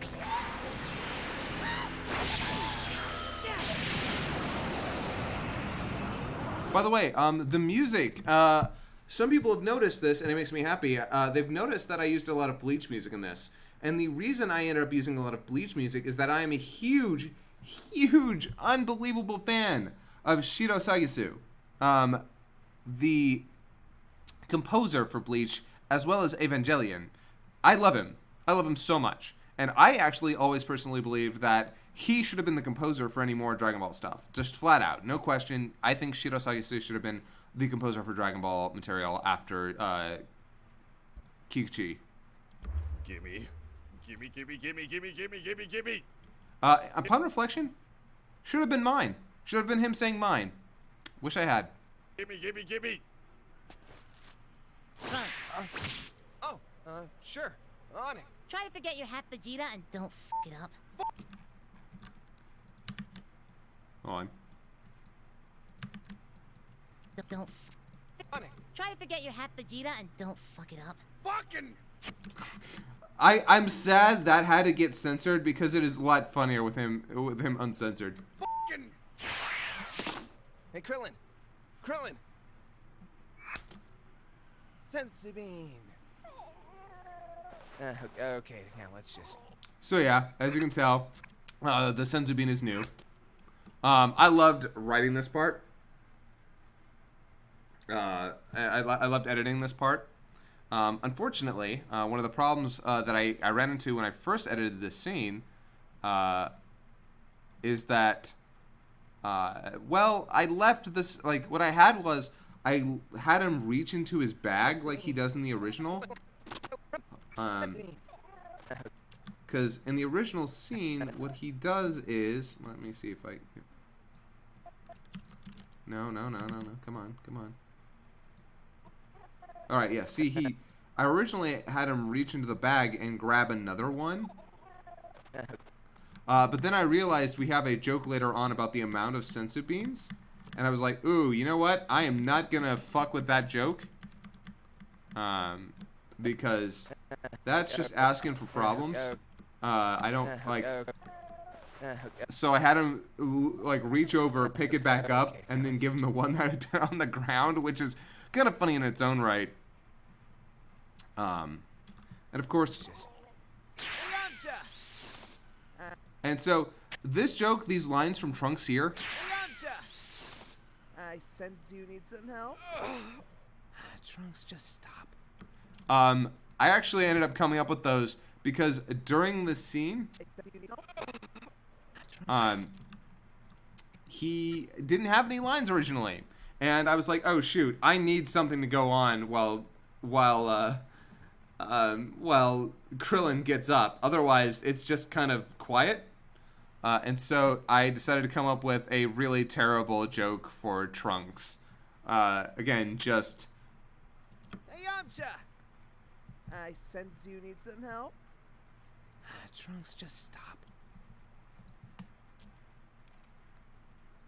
I wrote Trunks to be a punter because he's trying to have fun. He's trying to be like... He kind of wants to be like Krillin. If you'll notice. He wants to be this guy who's having fun, having a good time. He sees Krillin as kind of this uncle figure to him, almost. As a guy who's woefully out of his depth, but trying to have a good time. It just kind of made sense to me that Trunks would kind of find this kinship in Krillin. It kind of just naturally developed, to be honest.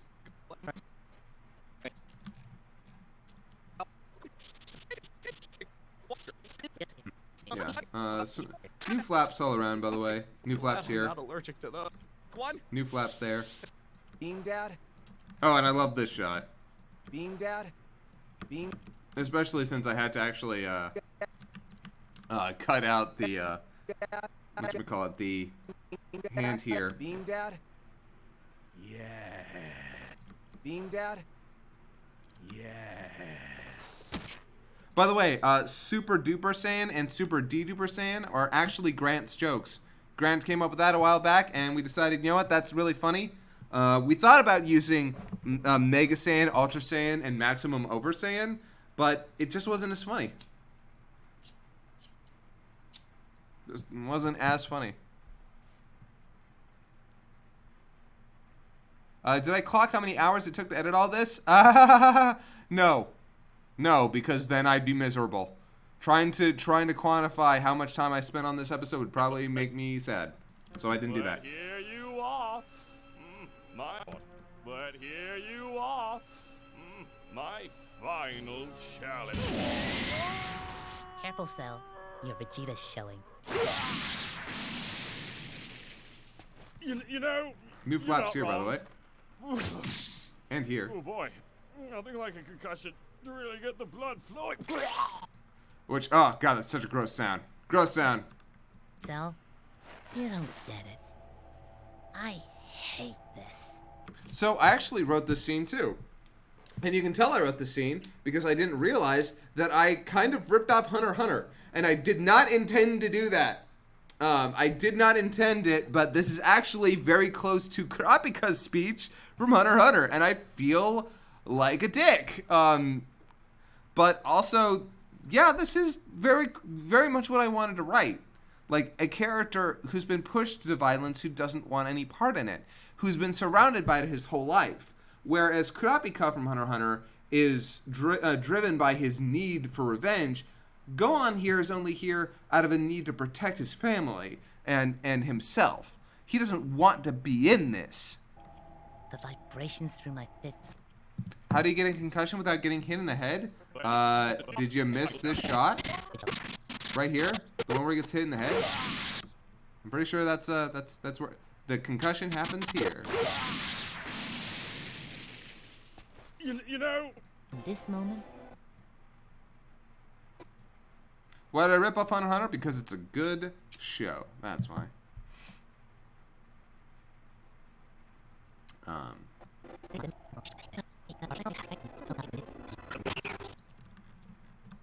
Also, underappreciated line that I really love. the only thing I hate more than it is you. Put that on a Valentine. So this scene was actually written very differently at first, I'd like to point out. Originally, Cell was going to be much more flippant. He was going to be like, the scene played out like, oh wow, man, put that on a Valentine. But it was supposed to slowly dawn on him. But here, he's actually more on the defensive because that's just how the footage worked out. There was no way around it. So yeah. Oh, sorry. I have a lighter. We have a lot of candles in the office to kind of help with the fact to try and make sure that this place doesn't smell too much like a bachelor pad. And I've got a lighter right next to my to my desk. So pardon me. Yes, I had squeak moments and I missed them. I know. But I'm also kind of glad that they're a Goku and Gohan thing. I'm kind of glad that again it's like father like son. Well, glad I could. Because there's no point in being afraid of the inevitable. So I like the implied death threat here. I was a fan of this. But I'm not scared anymore, Sal. Well, glad I could. Because there's no point in being afraid of the inevitable. Any other substantial different directions you considered going with Gohan versus Cell early in the scripting process? Not really. This is kind of how it all shaped out. Didn't have a lot of alternates. By the way, the song that plays here, I can't remember the name of it. It's Frieza something. It's in Japanese, as you can see. Frieza no Reikoku or something. It's actually from Resurrection F, and I do love it.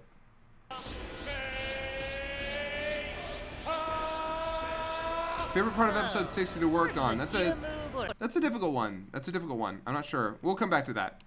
But as we can see here, builds up that Kamehameha. And this is one of my favorite lines that we wrote for Cell. I could have just done these from the beginning. Instead, I thought I'd have some fun, throw a tournament, but f you. Suck my perfect dick. Suck My Perfect Dick was written by Nick, and he was a big fan of that line. I'm glad it came out as well as it did. It was a difficult scene to edit though, just to make sure that it worked out like he wanted. Originally, he was actually going to say that before he started the Kamehameha, but there was no way to do it with the way that the course of events played out.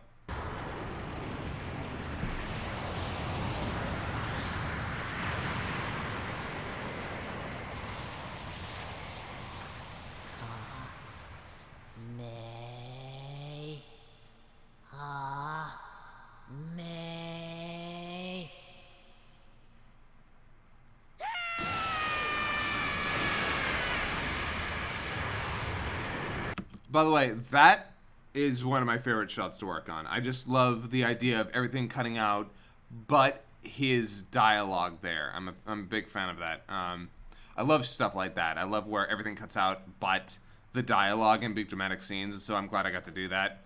I love giving alternate takes on what happened in the original for the drama. How much does negative commentary from some fans affect us? Me rather poorly, but that's because I'm very defensive about our work. Now when people don't like the work, that's fine. I don't get defensive about that. I just kind of get in my own head. But when people like make accusations like we're being lazy or something, or that we, or try to imply we meant something with a shot that we didn't, that's actually when I get kind of frustrated. That's when I kind of snap back. People not liking the material is fine. I've gotten over that. But when people try to infer stuff that wasn't there, that's when I kind of get frustrated. Holy shit! So Trunks doesn't swear a lot, and I try to make sure that whenever he does, it's for a reason. And I felt like this Holy shit! was a good reason. Felt like that's a good reason for him to say holy shit. Hold on. Alright, so here's a joke that we've actually been sitting on for a while. But what? You gonna give me advice now? Let me guess. I should let him go so he can be an even better fight later. Or maybe I should let him power up to 100% so I can teach him humility. Wait, I know. I should throw him a goddamn sensu bean and let you fight him. Ah. So yeah, that joke's been in the what do you call it, the stockade. We've been waiting. We've been sitting on that one for a while. A couple of jokes we've been waiting for, like the 16's last lines are another one that we were sitting on for a long while. Was anything thrown across the room while editing? Oh yeah, my computer likes the BSOD all the time. You better believe your butt that stuff was thrown. Also, I like the fact that people are referring to Gohan as Red Flag Gohan. Is that also a red flag? Crimson. Yeah, Red Flag Gohan is my is my new phrase for our version of Gohan. Also, I don't know if it was intentional. I'm not sure we meant to do this, but Alright, Cell, we saw what losing your cool got you. So tone down the freezer and chill the hell. Done getting your shit together up there? Because I'm starting to get bored. What did you just say to me, you heartless little shit? I said I'm bored. You're boring me. so I'm not sure it was intentional, but the line is now tone down the Frieza and chill the hell out, being followed immediately by an insult that was originally given towards Frieza. I'm not sure that was intentional on our part. I just knew that that's the line. That's the line that Nick came up with. I'm bored. You're boring me. I was like, that's perfect. Yeah, and he pushes the Frieza button. It's great. That might have been intentional on Nick's part. I didn't actually catch that the first time through. Also, this is a great face. Let's just appreciate this face. Let's appreciate the face. Appreciate the face, guys. Appreciate it.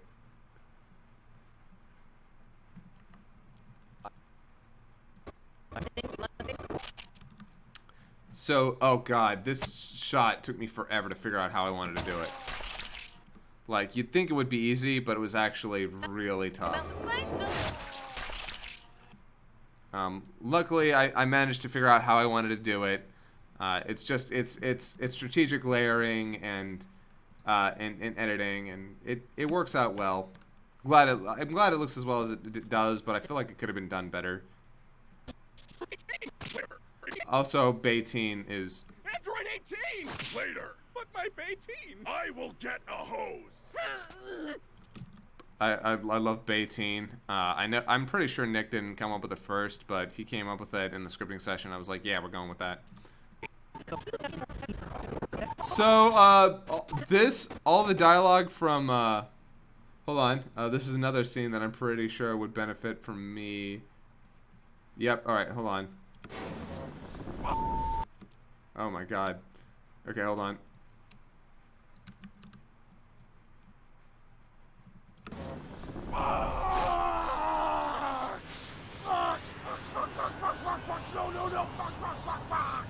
Wait, so if he doesn't have 18 anymore, does that mean... So yeah, there you go. You guys got it all uncensored. Congratulations, kids. But yeah, so that's how that played out uncensored. Originally, that was not written like that. I just needed something from Kurt, and he's like, I know what to do. And then he gave me that, which, you know, ended up like this. No.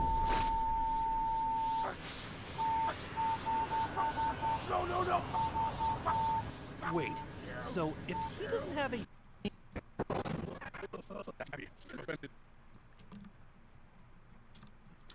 But yeah, new flaps. Oh wait, no. Turned into after he. Am I allowed to be offended by his lips? Yeah, new flaps for Krillin there. New flaps for Cell here. Yeah, we cut a lot of stuff down here. No. Also, need to point out is that this was not originally there.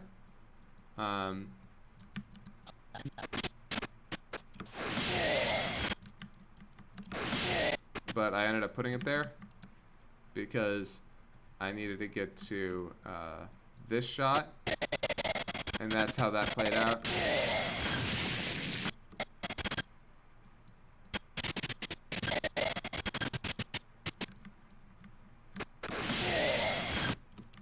It ended up actually working out quite nicely.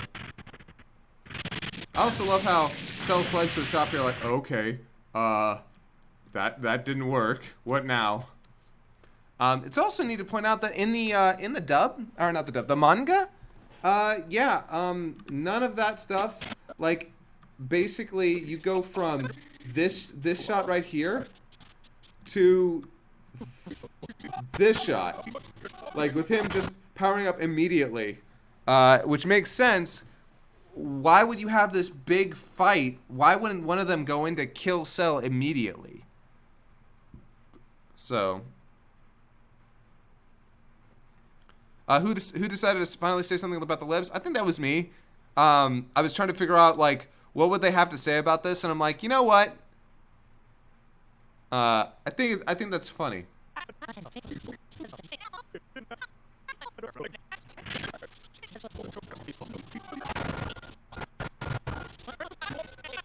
Wait, did you say ghost?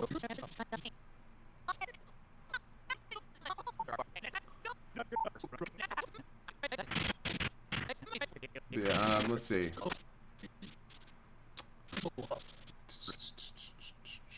What's next?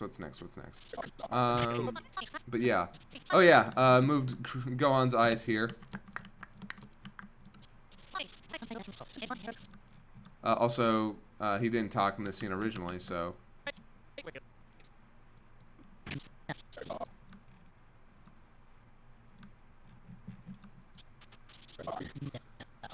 New flaps here as well.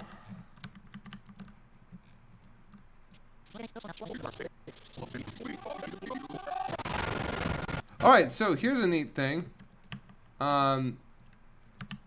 Originally, the way that his head expands is like this.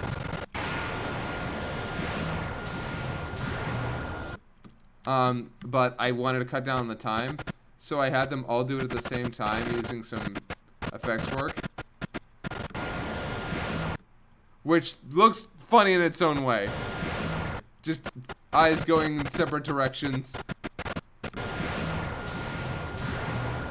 Wait, I've seen this before. Krillin, if he turns blue, you...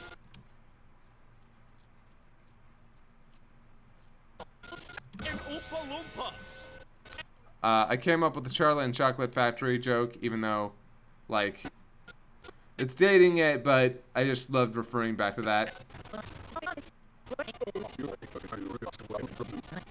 Then we make a Kool-Aid Man joke, because, you know, that's still relevant. Remember the 90s, kids? Oh, no. Kids, remember the 90s? You see in less than a minute.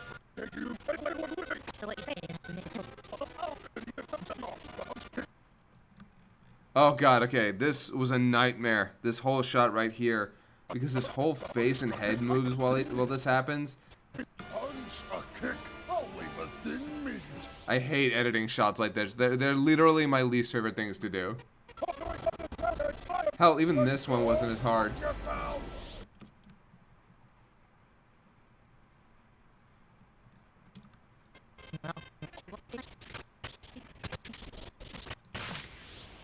I did exactly what my dad and Vegeta do.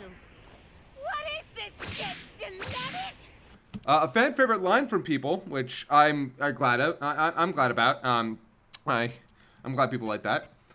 So this scene was very difficult to write. we went through a couple different versions of this scene. I wrote this largely with Nick.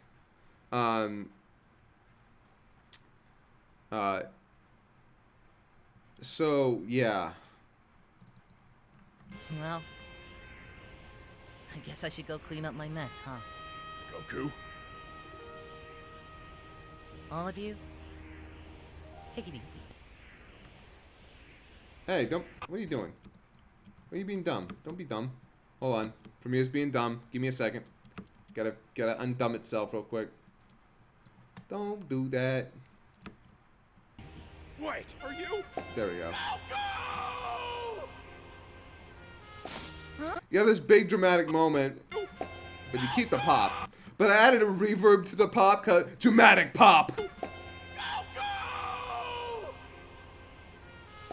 Huh? Hey, son. Dad? Yo, son, what's up? What are you... I'm sorry. Fighting is...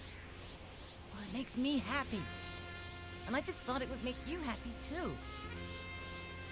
I want you to know that that year we spent in the time chamber was the best year of my life. Take care of your mom. Hold on. Are you... I'm proud of you, Gohan. Bye, son.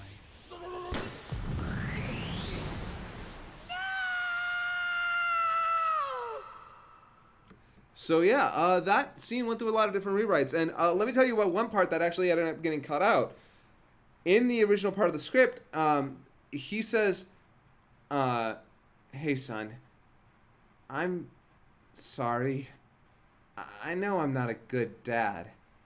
But I was like, no, you know what? No, I'm cutting that part out. I'm cutting that part out right now. I'm cutting out the part where he says, "I know I'm not a good dad," because that's saying too much. That's Goku saying too much. But we wanted it to be, and we wanted this moment to be about Goku reaching out to Gohan, giving him something to show that he loves him and cares about him, and that just because he doesn't understand him doesn't mean that he doesn't want to be a dad to him. And so the line that we wrote was, and I specifically wrote the line, "I want you to know the time we spent in the time chamber, the year that we spent in the time chamber was the best year of my life." Meanwhile, Nick was insistent that it end on, "I'm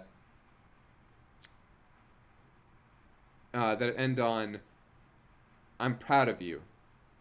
Bye, son." He wanted the bye son there, like, because we've done that joke so many times. He's like, "No, I'm going to take this thing that's really funny, that everyone laughs at, and I'm going to make it sad. I'm going to make it sad." And I'm like, you know what? I love that. Let's do that. Let's totally do that. I love the idea of taking a funny joke and making it sad. I'm all about it. Also, these lines from King Kai were actually improv. Basically improv. Because there wasn't originally any lines from King Kai here. It was originally just going to go right to King Kai's planet. And we thought, you know what? Could use a little bit of build-up. A little bit of somberness. Let the emotions sink in. For the sake of your friends, your family, your planet, you gave yourself. I'll see you soon, my friend. Hey, King Kai, what should I do with Cell? Moscow didn't have any say in the script, though I usually allow him to improv when he wants to.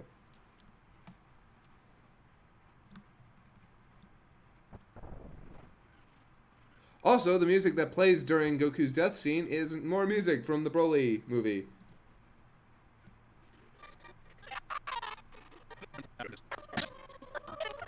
The music here is actually a requiem to those who meet their end from Dragon Ball Kai.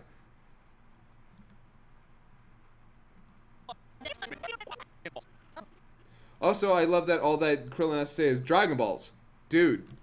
Come on.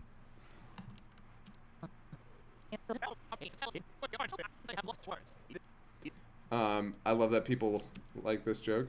Small edit here. Either you want some weed? Yes! Small joke, easy joke, but it works very well for the scene.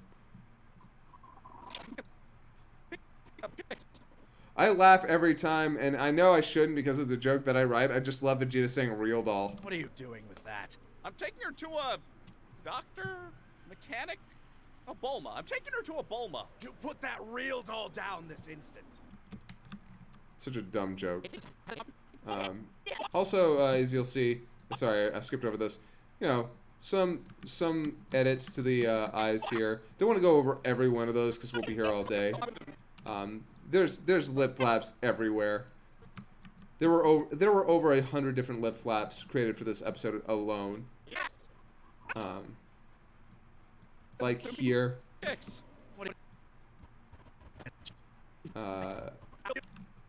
But yeah.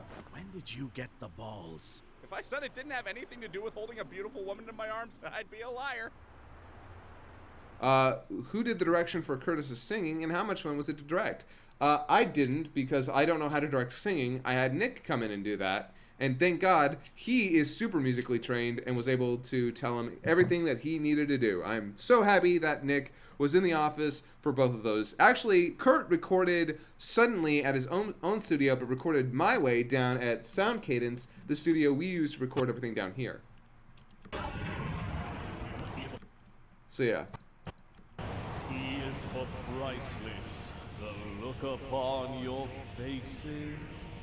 He is for extinction. All your puny races.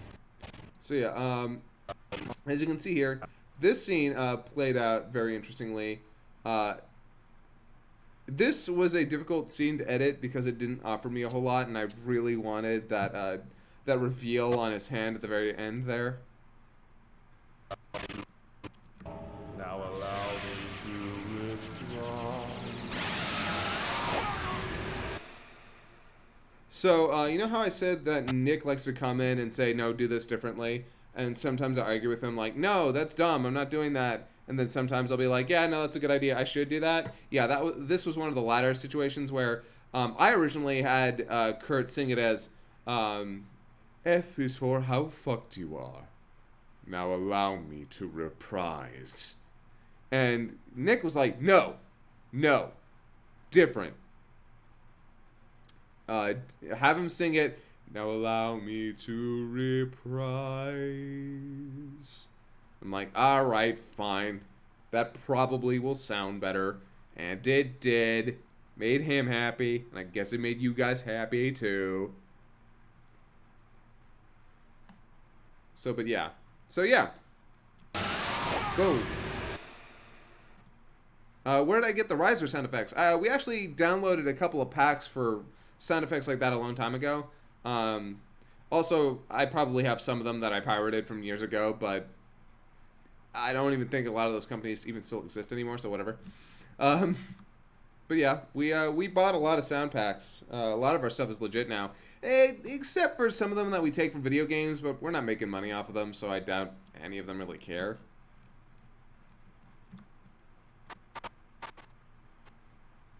But alright, it's right into part 3.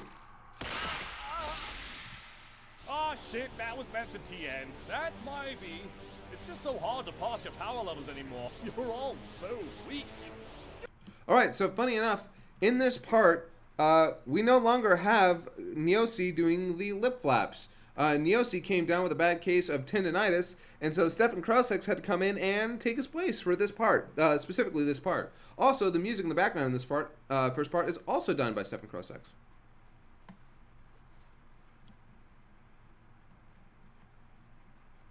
Guys, Cell's back! Thanks, Yamcha. But I see those sharp expressions of yours, brains racking over how I'm back, and better than ever. And it all lies within my body.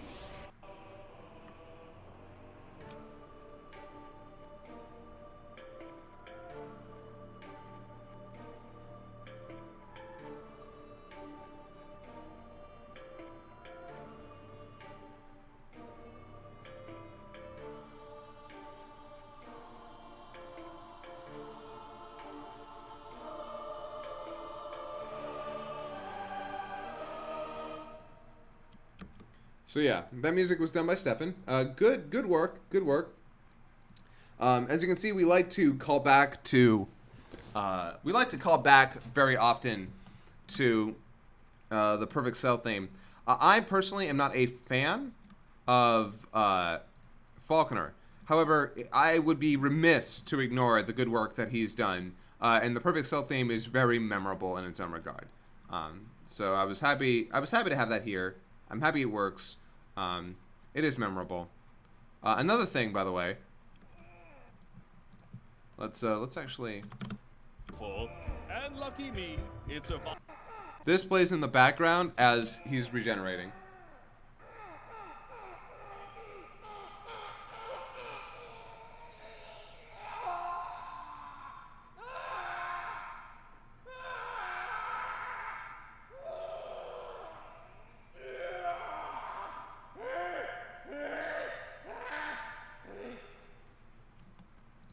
It's hard to hear in the actual thing. It's hard to hear, but it's there. Powerful and lucky. But the most important part is my inherited Saiyan biology, thanks dads, gave me a boost in my power, returning me not only to my perfect form, but yeah. New flaps, right? New flaps for Krillin. And for Yamcha. Okay, Yamcha, accurate, but tone it down. Also, I love how we wrote Cell and Yamcha. Their relationship has been something I've really enjoyed a lot. I don't know why he likes Yamcha. I just feel like I guess he just feels like there's after everything, it's like, you know what? No, I'm gonna be the one person here who doesn't give Yamcha shit. Asking for a friend. I'm not even mad you're still alive. I've got some shit to work through. Oh, is the cat in the cradle? Here, let me put you in a grave. That is one of I wrote that line, and I'm really proud of that line. I know I've been saying a lot of like, I wrote this and I wrote that, and I can only take a lot of credit for the stuff that I write. It's hard for me to take credit for the stuff that or to point out the stuff that Nick or Kurt wrote, because basically that's everything else. Like, they write really good stuff. They write a lot of really funny stuff.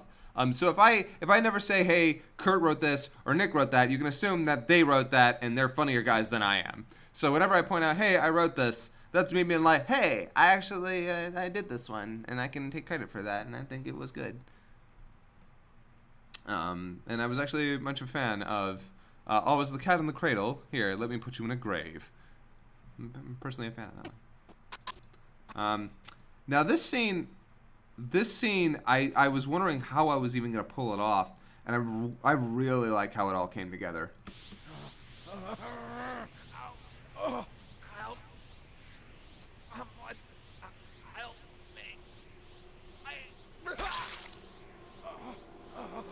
Trunks, don't worry, buddy. I've been where you are. We're gonna get you a senzu bean, and he's dead. He's dead. Been there too, I guess. Although honestly, the afterlife part isn't too bad. The whole dying part of it is haunting. Everything just kind of slows down and you feel yourself slip the mortal coil. To this day, I still wonder if I've ever been brought back or if I'm still in the process of dying, you know? Alright, so I'm actually going to... Oh wait, no, that's Vegeta. Where is it? Is it here? I think it is. He's dead. Been there too, I guess. Although honestly, the afterlife part isn't too bad. The whole dying part of it is haunting. Everything just kind of slows down and you feel yourself slip the mortal coil. To this day, I still wonder if I've ever been brought back or if I'm still in the process of dying, you know? Oh my god, someone finally put it into words. Is it any easier the second time? So yeah, this whole scene, we wrote this out, and I wasn't sure we were going to be able to use all of it. I wasn't sure the scene was going to work out, and I was a huge fan of how this part came out. I was really a big fan of just Yamcha yammering on in the background about about dying, while Vegeta just looks on in terror as his only child has died in front of him. Also, believe it or not, it's worse. My baby boy! Yeah, so this shot, boom.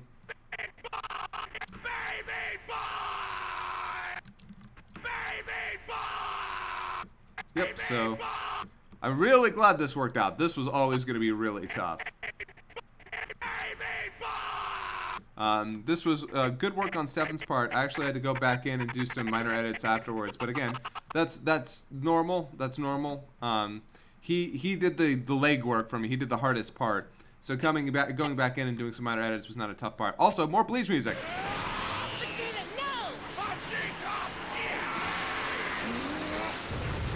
Also, making a funny line dramatic, or making a funny line sad. Vegeta, no. Vegeta, yes. And then making it funny again. Vegeta, no.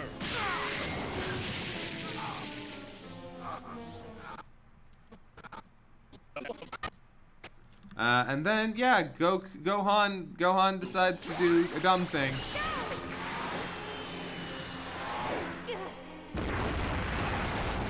Like an idiot, he takes that hit for Vegeta, even though, again, Dragon Balls. For Vegeta? Really? Yeah, really? Really? More Bleach music.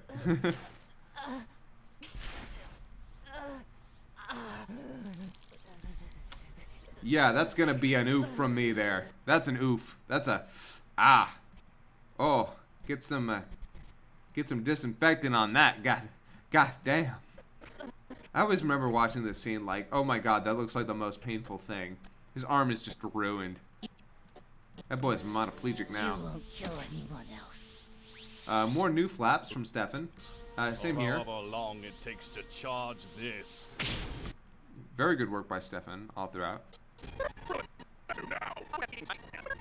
New flaps here as well. We're out of sensu beans.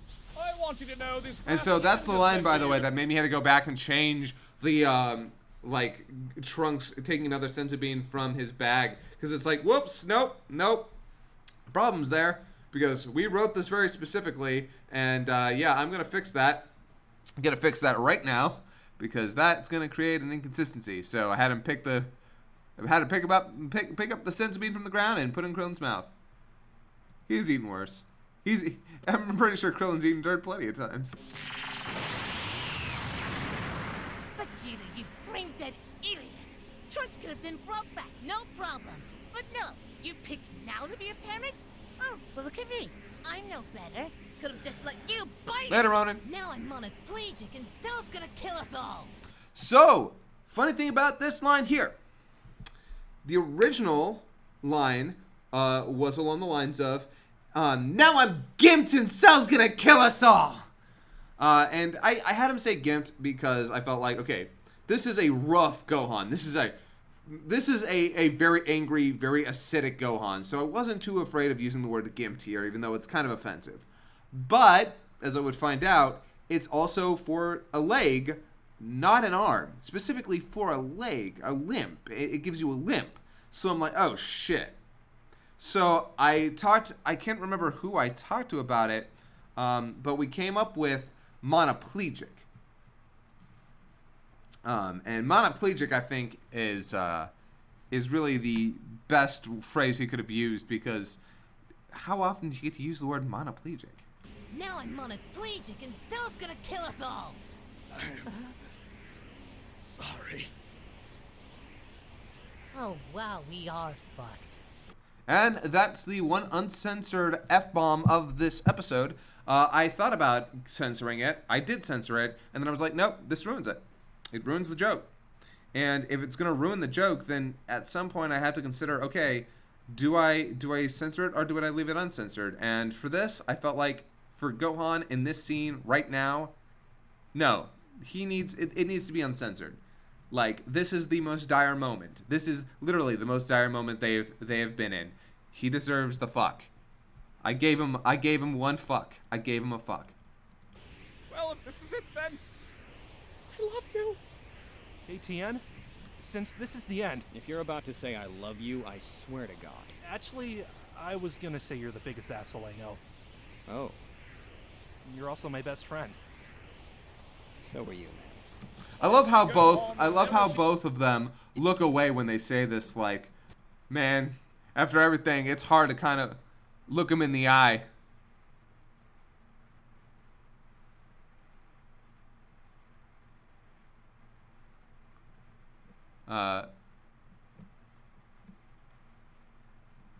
Oh, Ben, what did you do? Shoot, I'm not sure what Ben did.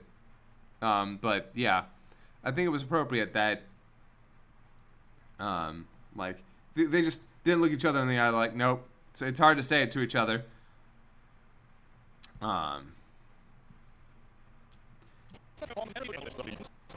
So let's see what else. Oh, also, in the original line here. Honestly, Gohan, the maraschino cherry on top of all of this. Originally, the line was, you know, Gohan, the true acme of all this. And Kurt's like, dude, we're not using acme. And I'm like, come on, let's use acme. Come on. And he's like, no, people are just gonna think of Looney Tunes. Don't do it. I'm like, god damn it, fine. So we came up with the maraschino cherry on top. I'm like, cool. I got to be a little bit classy. And yeah, I think people have gotten acme though. I think people have gotten it. Live forever, free to roam the stars. I also came up with craft brewing for his hobby. Gonna have to pick up a hobby though. I'm thinking craft brewing. When did Gon get me the lines for Ten Shin Han? Literally a week. No, 3 days, I think, before the first part had to go up. Yep. Yeah. Yeah, I love Gon, but he can be like that. This is how I More die. new flaps? Down an arm and killed by an android. Why does this feel oddly familiar? Gohan, snap out of it! Your father wouldn't sit there and take it, and neither should you! So, a couple things about the scene. One, check our main channel and you'll find a Yusei Run version of this scene. Second, some people I've seen have gotten a little bit upset about the fact that it is Piccolo that drives him to do the Kamehameha and not Goku. And there's a reason. And it's not, lol, Piccolo is Gohan's real dad. No, that is not it. I didn't want to make that joke here. That's not what the purpose of the scene is. Even with Piccolo's theme coming in. Out of it. Your father wouldn't sit there and Which, by the way, good work by Ein. Good, incredible work by Cliff. The reason that we don't have Goku in this scene was that this is Gohan's moment.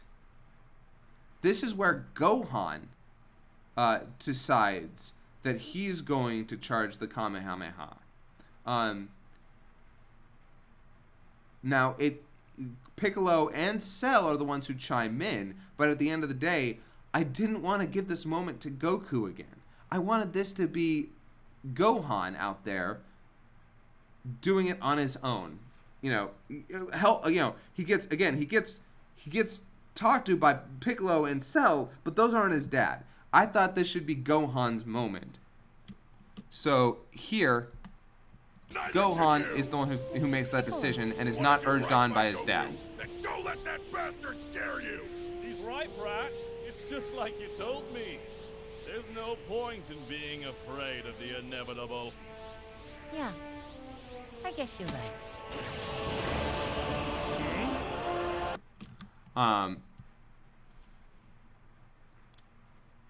So yeah. He charges the Kamehameha, which this scene was a lot of fun to edit. Give me what your daddy couldn't before I send you home to him! Then also in this scene, I originally had this shot.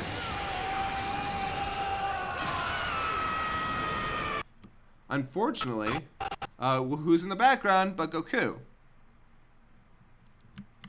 But I remembered that the actual episode proper, where they originally fire it, they have this. So I just used that shot instead. And I was very happy with Nick. Kill him, Runt. He's the one who came up with calling him Runt, and I'm like, yeah, you know what? That's good. Good, nice callback. I was very happy with that. And yeah, the music here is fantastic. I'm giving that up to Cliff. He did a great job. I was a little bit worried about it when he first showed it to me, but after, when I kept returning to it, I'm like, no, this is perfect. This is the big showdown, and it works that way. It's kind of Western, and I love it.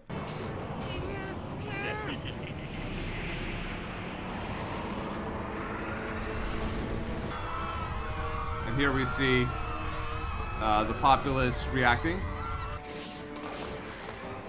It's a real good thing beams don't just explode on impact with each other. Krillin giving the levity. Piccolo standing there like the doting uncle that he is. Feeling numb, brat. Then I'll start trying. Cell continuing to be an asshole. And then there was actually more to this shot, by the way. If someone with one arm speaks with sign language, is that a speech impediment or an accent? We originally had Ten Shinhan and Yamcha look at each other, both thinking, please don't let that be our last thoughts. But I was like, you know what, nah. We'll just have the one line from Krillin and then keep moving. Like, give a joke that leads into this part. Damn it! My legs feel like they're about to give out. I can't feel my arm, and nobody's shutting the hell up! Oh, sorry. I'll come back later. Dad? Hey, son.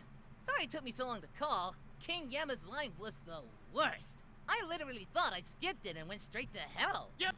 The original music is available on our main channel. You can find it there. You can download it. It doesn't have all of it. We're thinking of actually putting together a Season 3 compilation, though, where basically it has all of the songs. But that's a possibility. Because there is some music that never made it onto YouTube or the SoundCloud. No matter what, though, I do want to try and put up all the music that was made by Stefan and Ein there. You should go to hell! Also, the phone won't stop yelling at me. Dad, I don't think I can do this.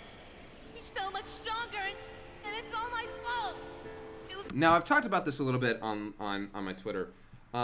Here we have Gohan Angers, which was the original song used a while back. I think it was used in the transformation sequence for Gohan in the dub. And I'd heard it plenty of times. And I always thought, oh yeah, I know, it's a decent enough tune, but it's also incredibly repetitive. It's not exceptionally good, if I had to be completely honest with you. I mean, it's catchy and it's memorable, but that doesn't make it exceptional. But here I felt, no, this is perfect. This is a perfect place for it. And luckily, Cliff had the exact same idea. Cliff came to me before I even told him, and he's like, hey, so I'm thinking that we should use Gohan Angers in this scene. And I'm like, yes! Oh, no, absolutely! And I'm glad that we both had the same idea. My cowardice, then my hubris, and now my weakness. Because it works beautifully. Gohan, I want to tell you that if you don't do this, Piccolo is gonna die. Your mom's gonna die. Everyone is gonna die. And that made this scene for me, because I wrote these lines. I wrote, like, this whole part with Goku and Gohan here, I wrote this because I needed something emotional and impactful. And I was like, I could tell you that all these people are going to die, but that doesn't matter.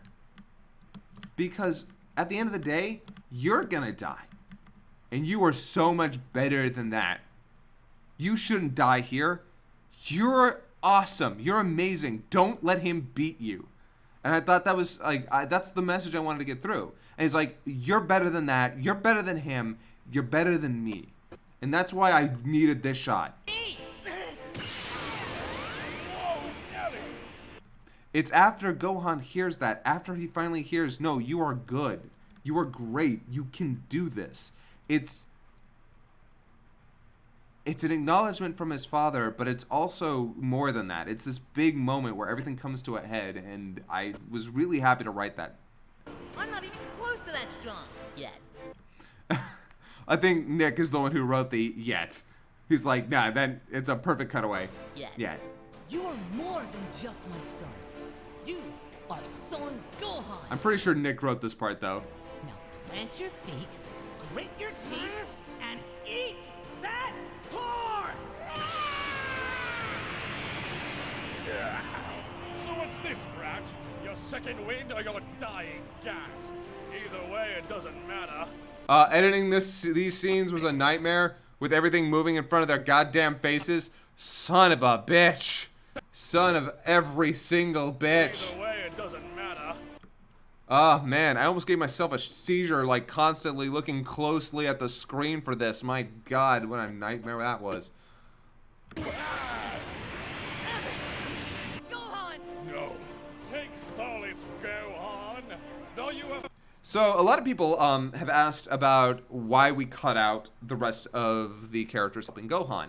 And I have a couple of reasons for that. One was to cut down on time, but honestly, time wasn't the biggest reason. We could have probably taken more time, even though this whole thing is almost 30 minutes long. The second reason, in the original manga, they're not there. They don't help. They're the only person who helps is Vegeta. And personally, I think that makes way more sense.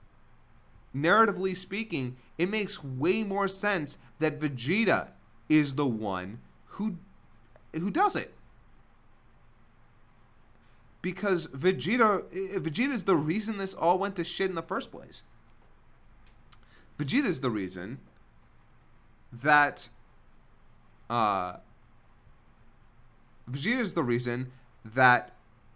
Imperfect Cell even became perfect in the first place. He fucked up. He let his child die because of his mistakes. So at the end of the day, it needed to be Vegeta who does it. It had to be his actions that finally made up for all the shit that he did. So I was like, no, not any of the other guys. Everybody else is stunned in action. Vegeta is the one who's like, no, I have to help. I have to be the reason that we win.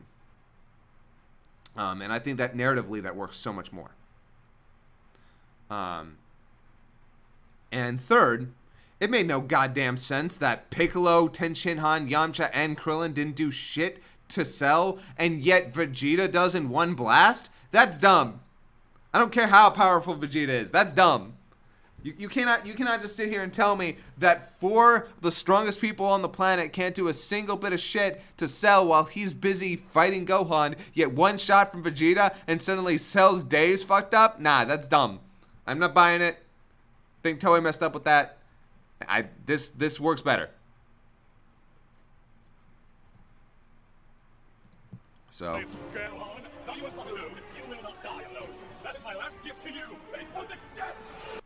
Yeah, and so, boom, gets hit by it. Oh, shit. Do it now!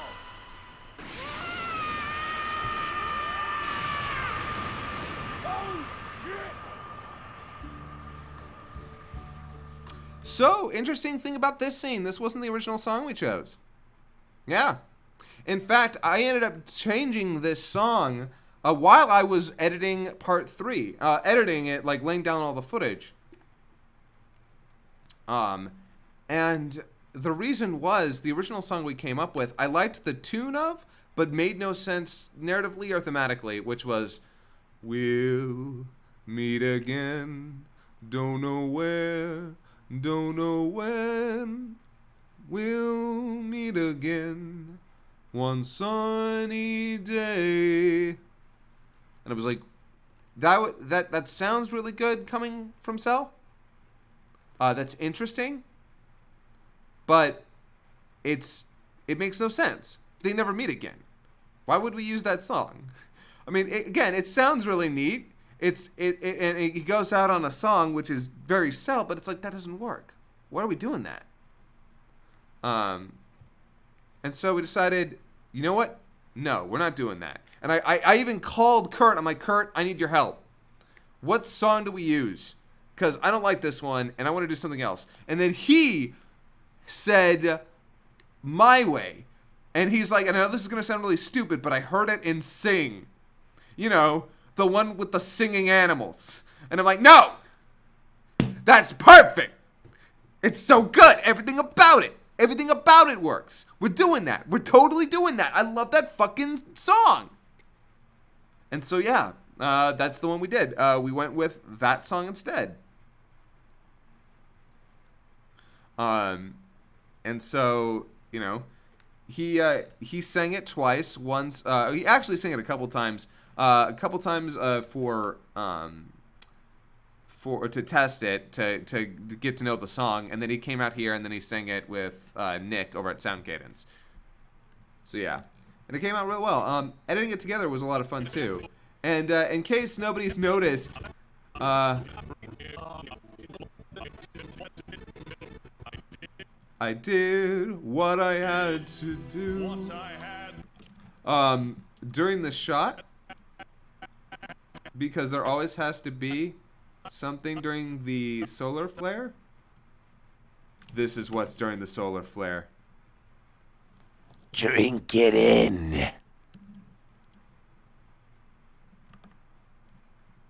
So yeah.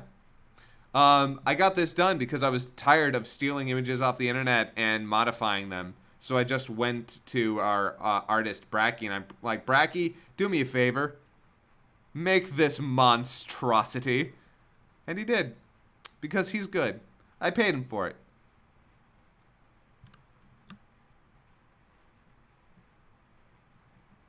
I can understand why not everybody was a huge fan of the scene. I get it. But I would not have done it any other way. I would not. You couldn't pay me to do this scene any other way. And while some people might not like it, it is 150 fucking % what I wanted to do with this. I think Cell required a big death. And that's not me saying people are wrong for not liking it, but it is me saying I would not have done it any other way. And let me tell you, this song, My Way, is indicative of exactly how I feel about this episode. We did it our way. This is the way that we did it. Some people may not like it. Some people may not have enjoyed it, and that's cool. But this is exactly what we wanted. I put in every ounce of myself into this. I put every ounce of myself into this episode to make it the best that it could be. And when I thought something didn't work, I went back and I changed it. I broke it down and I got it again. So, yeah, like I said, you know, I said on Twitter, you know, when anybody ever tells me that My Way went on too long, I just feel like I wish I could just go back and use the whole version of the song. But Ben, for God's sakes, we paid him. T4 stopped paying. God damn it, Ben, why do you gotta be like that? But no, there's a part of me that wants to go back and be like, know what? No, use the full song now. Kurt never actually recorded for the whole song, though. He only recorded for the shorter version that we did. So, but yeah, and then bye, Cell. Bye. See you later, buddy. And this is a joke that it caught every single person that I showed it to off guard with uproarious laughter.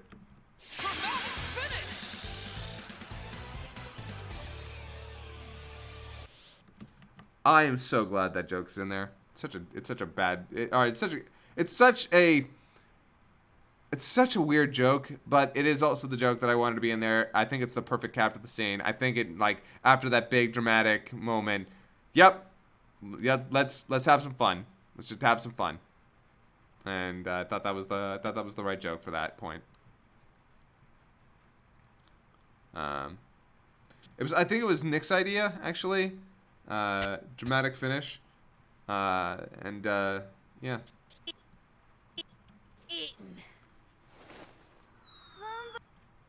Somebody catch me! He's dead. Cell is dead. Nobody's gonna hold it against me if I start crying, are they? Better now than 5 minutes ago. So, buddy, you beat your first bad guy. How's it feel?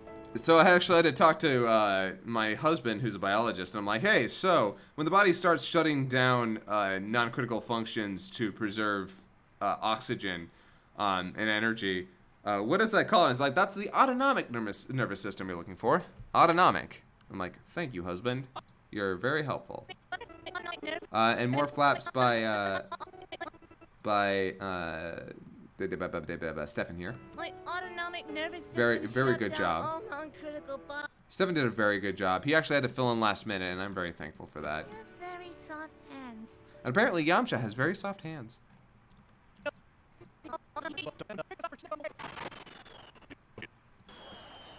You know, Vegeta, I'm surprised you're not taking credit for the win. I'm surprised you're not thanking me for saving your worthless lives. Well, don't worry. We'll go revive your baby boy.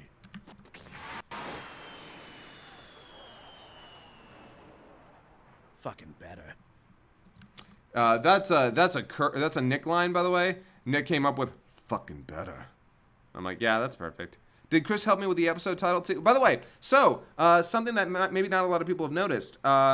Each part is subtitled something. So it's Sellout Part 1, 2, and 3. Part 1 is called mitosis. The second one is apoptosis, and the third one is necrosis. Mitosis is the split / reproduction of a cell. Apoptosis is the self-destruction of a cell, and necrosis is the unnatural destruction of a cell, aka the destruction of a cell from an outside force. So yeah.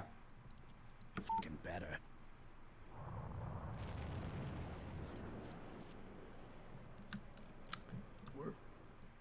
Not a lot of editing had to go into the scene, although there's one part about the scene that I really do enjoy.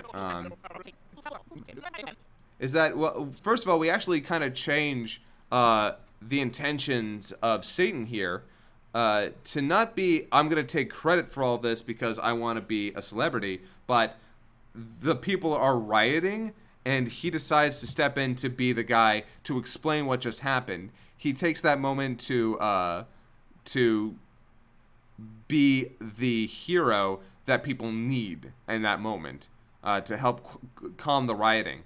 I also originally was writing a line in there about how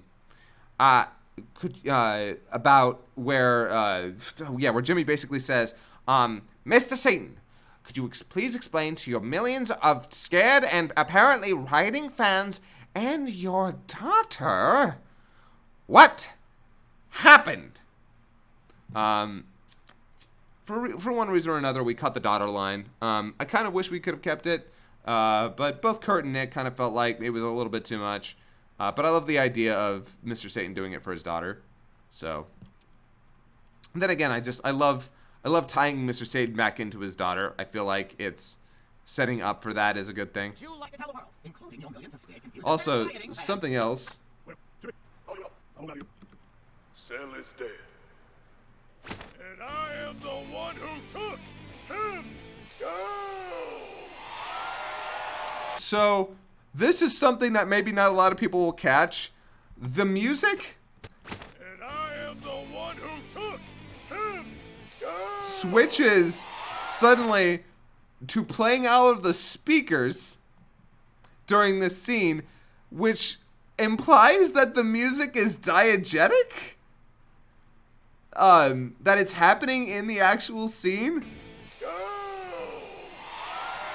It makes no sense, honestly, but I don't know. I just felt like that was the only way for it to happen. Is there a body, Mr. Satan? No! And also, quick. Satan. No! Yeah, I like the little zoom here that I did. It worked out well. This shot was actually kind of a pain in the ass because of how it's edited together. Jimmy, that's why it's called Mr. Satan's Megatron. These are actually from two different shots, so I had to kind of clip them together, but the background moves, so I hate how it jerks like that.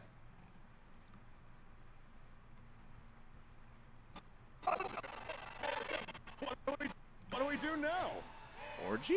Orgy! Yeah! F this city!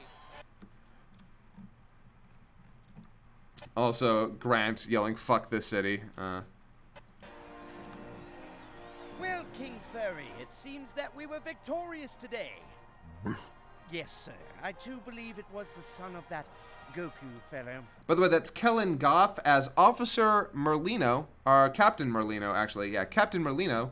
Merlino, by the way, is not his name in the actual show. Merlino is the name of the first chairman of a furry convention in the United States. This is, and in the dub, the king of the world is named King Furry and is played by Nick. Is played by Lanny in this. You fellow. Unfortunately, the world may never know the truth. We'll go for walkies later, sir. The orgy has begun. Gohan, what did you idiots do? Nothing. We just let him fight Cell. And our good little green boy's back. Yo, it's the Dendays. It's the God of Earth. Not a lot in terms of editing here. A lot of stuff. Just a lot of lip flap stuff. Lip flaps here. New lip flaps for Yamcha here. New flaps for Piccolo here. This scene, we were actually not sure what to do with this scene when we got here. There's a lot that went into it. We weren't sure how to handle a lot of this because this wasn't a scene we really kind of sat back and thought about. So a lot of different ideas went into it. At the end of the day, I'm glad with how it came out. It's just not one of those scenes where we planned a lot. You know what I mean? Although I actually wrote this line very late into the process. Okay, so why did you bring 2 dead chicks to my lookout? The original line was, "Yo, what's up with this blonde bitch, though?" And I'm like, you know what? Maybe we'll avoid making Dende sound too. Let's just say, let's just not make too many implications with Dende. So we decided. I decided to change up his dialogue a little bit. Okay, so why did you bring 2 dead chicks to my lookout? Good morning, sunshine. Where am I? What happened? Where's Cell? Funny thing is, I actually wrote a lot of Dende about how, with how I used to talk back when I was in high school.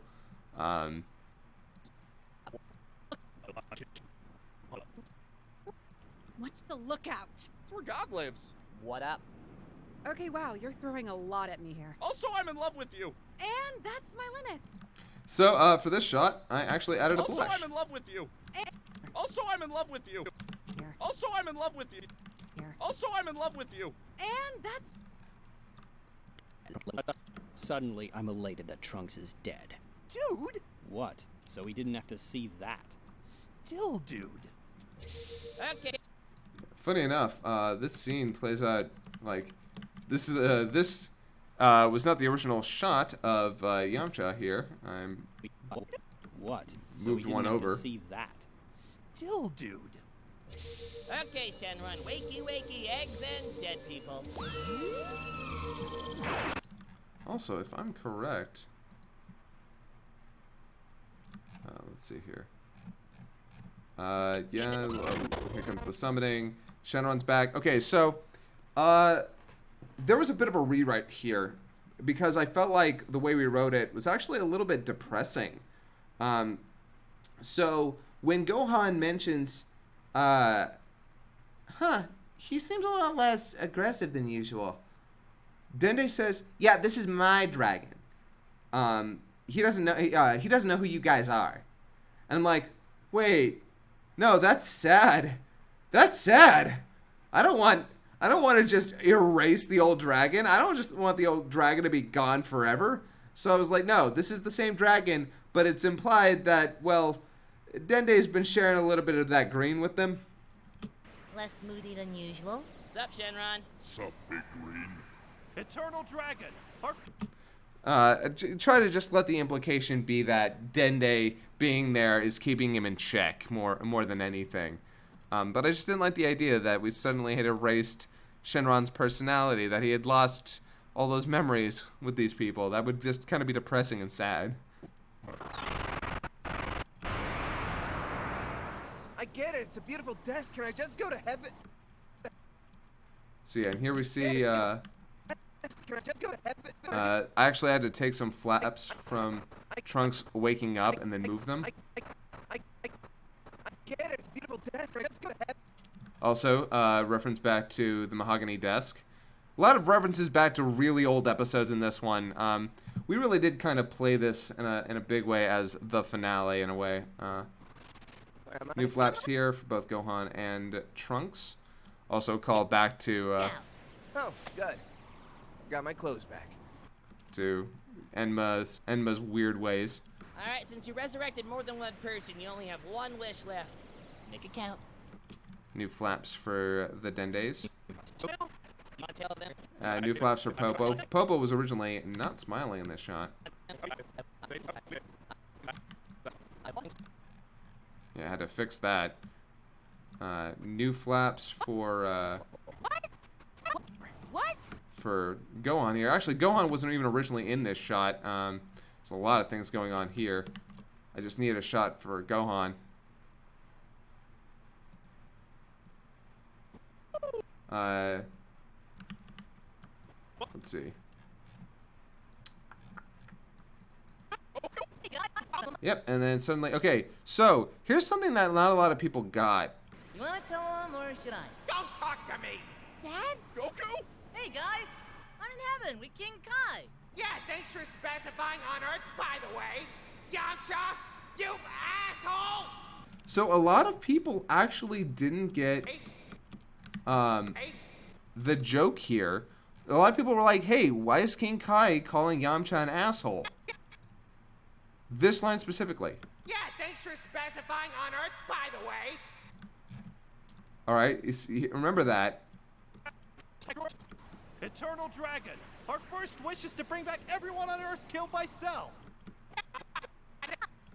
Yeah, thanks for specifying on Earth, by the way. Yamcha, you asshole! King Kai is still dead in this. And they had to kind of come up with this explanation of, oh yeah, King Kai said that he'll spend some time with me in the afterlife to show me around. Which is like, okay, that's a weird explanation out of nowhere to keep King Kai dead. Sure, no, that makes sense. And I'm like, you know what? No. I'm gonna change that. We're gonna make Yamcha's line very specifically on Earth. I just love the idea that the only reason that King Kai stays dead is because Yamcha screws him over by saying on Earth.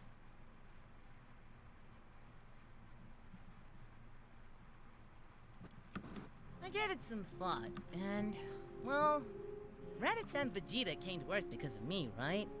And then Freezer came to Earth because of me, and the androids were made because of me.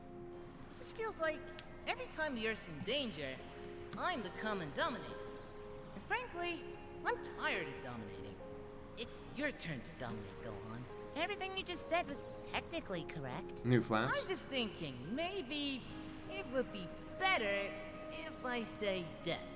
But you've been a part of our lives for so long. It can't just end like this, right? New flaps, again by Stefan. Stefan did a very good job. Now, this scene plays out very interestingly because I swear to God, when we wrote this scene, we actually were not sure if we were going to be done or not. We actually weren't sure if this was the end. So we actually wrote this as an ending. We wrote this whole scene as an ending. This was going to be it. And I know that kind of sounds scary or weird, and it's kind of weird that we left it that way, but in a way, this is an ending. You know, I spent the last 5 years of my life almost on this saga, you know, with the other guys. Like, not just me, but for me, I spent a lot of time on it.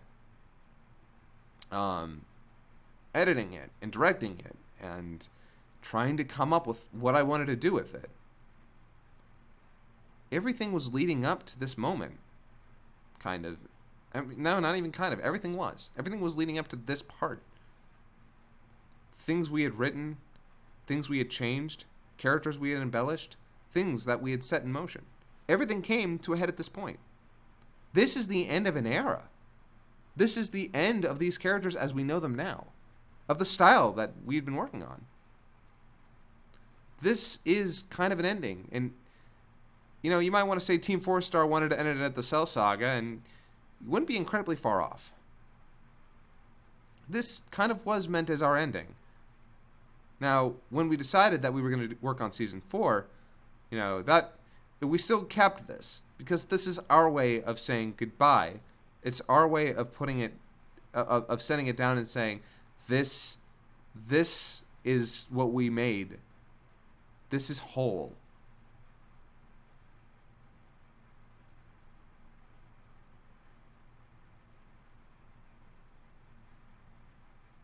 I'm glad that we're working on the Boo Saga because I have a lot of funny ideas. I have a lot of things that I want to do, and I don't want to just let them sit there. But the Cell Saga, I gave my all for this. We all did. We wanted to make this more than just a bunch of jokes. We wanted to make it funny. But we also wanted to make it mean something. We wanted to make it special. We wanted this to be a love letter to the thing that brought us all together and really write this as just our au revoir. So, when I used this song, actually, I used We Were Angels in this scene. It was a really big thing. Yes, I would most definitely say we did it our way. And again, that's why that song meant so much to me. I'm like, I keep going back to them like, we did it our way. And I don't want anybody to try and, like, anybody can not like it. That's fine. You know what? I don't care if they don't like this. I don't care if they don't like what we did. But when I chose We Were Angels for this scene, I had to really think to myself what it meant. And We Were Angels is a song all about looking at a past life and you know, the lives we lived and what they meant. And I just felt like it was appropriate for this scene, for Goku, for him to say goodbye as We Were Angels plays in the background. So. This doesn't have to be goodbye forever. Maybe one day, when the time is right, I'll come back to see you again. But it is goodbye. For now, at least. Gohan, I know Dad, don't. It's okay. Because you were right about one thing. I can take care of us. Just promise you'll call every once in a while? Of course. I am not your cell phone! Whoops, I gotta go here, getting some interference. Take care, Gohan, and say hi to your little brother for me. Wait, Mom's pregnant? Bye, sons! Now, where's the off button? Get your hands off me! Ah, my eye! See you later, Dad. So, if you guys don't have any wishes, I've never really gotten the chance to... Did you turn 17 and 18 back into normal humans? What? Oh no, it's cool. Next time, though. So, yeah. In this scene, we kept trying to lay some groundwork for the relationship between Krillin and 18. One of the things that we really wanted to focus on was making Krillin's love for her very sincere. I mean, it's an infatuation because he barely knows her, but he also wants to trust that she can be a good person, that she hasn't been given the opportunity, and the more he sees her, the more he kind of falls in love because she's not just beautiful, but she's strong. And we wanted to make sure that this didn't come off as, oh, I brought you back to life, so I get sex now. Like, we didn't want to make it this transaction of karma. We wanted to make sure that what Krillin did, he did because it was the right thing to do. Jiro stole their lives away from them. Because as far as he knows, there's no chance that 18's ever going to know what happened. Bullshit! Look, I don't make the rules. Then who does? Hi. Because they are incredibly fair and balanced. Honestly, man, I don't see the downside to being an android. You know, except walking around with a nuke in your... What happened to Krillin's 6-foot hoagie? He gave it to 18 at the end of part 3. So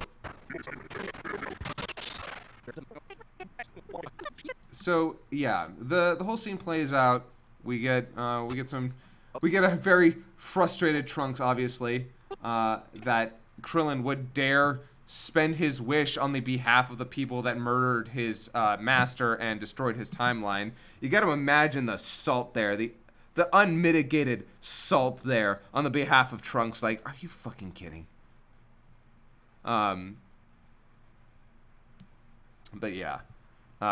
Not fair and balanced, not a Fox News jab, but if you want to take it that way, I'm not going to stop you because fuck News. Fuck them. Okay, so somebody in the chat just asked, Quinn just asked, why did I use Lapis Lazuli's theme here? And it is 100% a reference to the fact that Android 18's real name is Lazuli and Android 17's real name is Lapis. And, well... You could have wished for 1 billion zenny, or a nose, but instead you used a magical wish-granting dragon for us. Asking the real questions here. It just made sense. Okay, look. I've got to go find my brother. I can only imagine what's going through his head right now.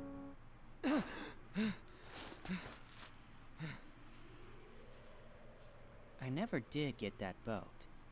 I actually bet it's a name. But let's talk later. Wait, but what's your number? 18! Guess I flew into that one. Yeah, I am 100%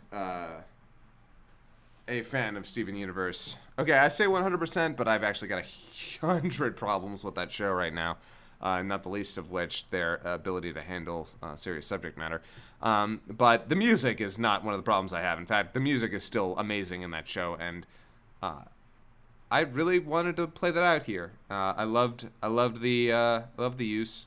I also love the fact that this reference back to the boat is a callback to our show and a call forward to Super. I'm so happy that he wanted a boat at some point in our show, because oh my god, I'm so happy.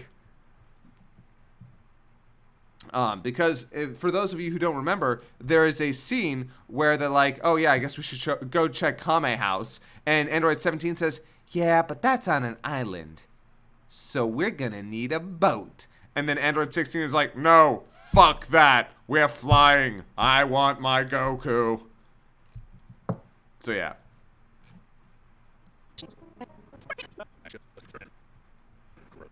Also, the last lines from Nail and Kami of the season. Krillin's got a girlfriend. Gross. Well, I better get home. I told Chaozu if I wasn't dead by the end of the day, that we'd eat out. Gay. I'll miss you too, Yamcha. Also, a gay from Yamcha. Something we haven't done in a lot of episodes. But you know what? It felt good for this moment. Let's give Yamcha one of his classic lines. Gay. I'll miss you too, Yamcha. Thank you for all of your help, Mr. Tenshinhan. You're the one who picked up our slack, kid. Now keep that bright head in the clouds and strong feet on the ground. And Trunks? Huh? Go wreck their shit. So, funny thing, the original line here from Tenshinhan was, he says that to Gohan. He says, keep that bright head in the clouds and strong feet on the ground. And then he turns to Trunks and says, and Trunks, go fix your shit. That was the original line. Because I kind of wanted Tenshinhan to be this guy who's like really nice in one second and an asshole the other. But when I gave it to Gon gave me those reads, but he also gave me these ones because he's like, hey, let's make him not too much of an asshole. And you know what? I'm like, you know what? This is nice. It's nice. I like that. Go wreck their shit. That's the idea. And I made sure to like give a visual representation too. Like these are the guys he's referring to. These assholes. That's the idea. Until we meet again, which will probably be when the world's in danger, so just keep a close eye on Vegeta. Not intentionally a call forward, but yeah, next time the world's in danger, fucking Vegeta pulls some shit. Can any of you get a read on that guy? Not even close.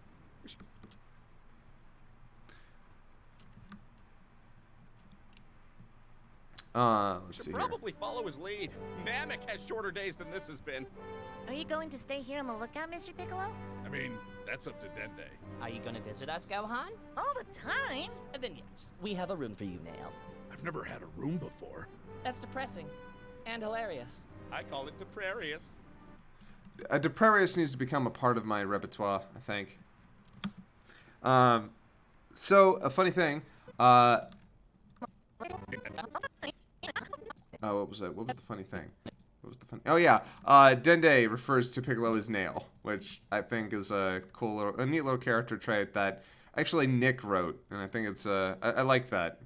I like the fact that he just calls him Nail. If you guys wouldn't mind, I'd like if you could come by Capsule Corp tomorrow before I leave. Also, odd thing on the coloring here. Don't know why actually.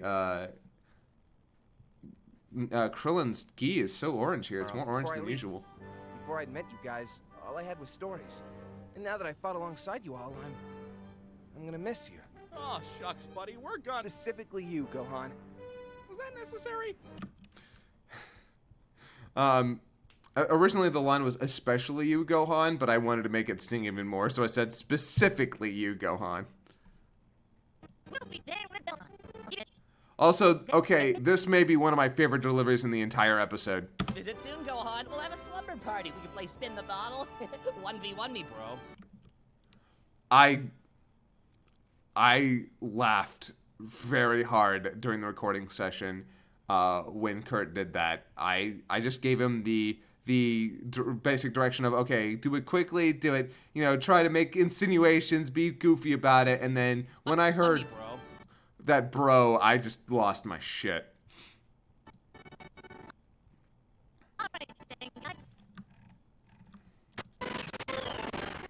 There was actually a line here from Yajirobe that ended up getting cut because it just didn't work with the shot, where he's like, "Hey guys, we're having a potluck next week, bring booze!" But it got cut. Good job, everybody. See you at Capsule Corp.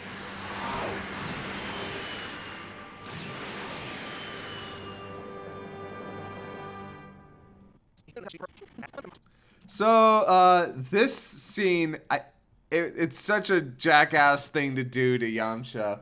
I feel like we just wanted one more joke going out at his expense, and it was kind of mean.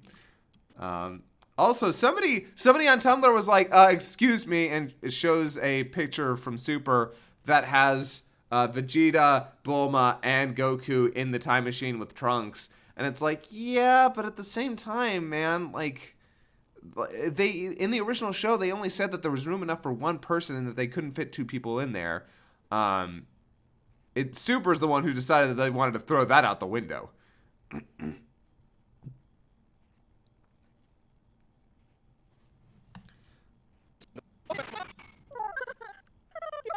Also, I actually ended up writing the scene on my own when I decided that I wanted to use this shot, because originally Goku's dialogue was going to play over this scene, but I thought, you know what, no, let's actually have this scene play out naturally. I think Chi-Chi deserves this actual scene, instead of just like Goku's dialogue over it.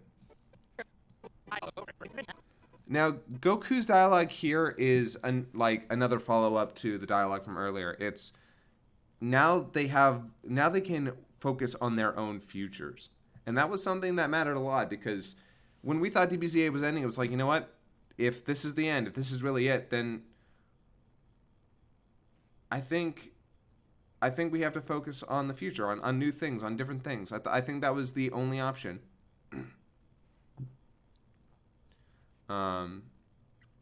So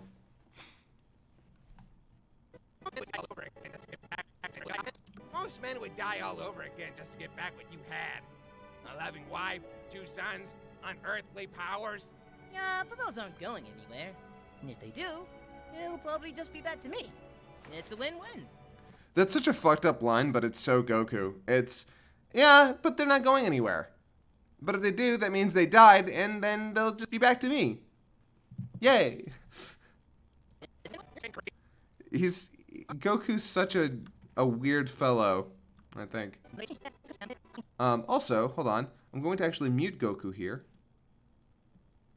Fuck you. Alright, go ahead, save, whatever.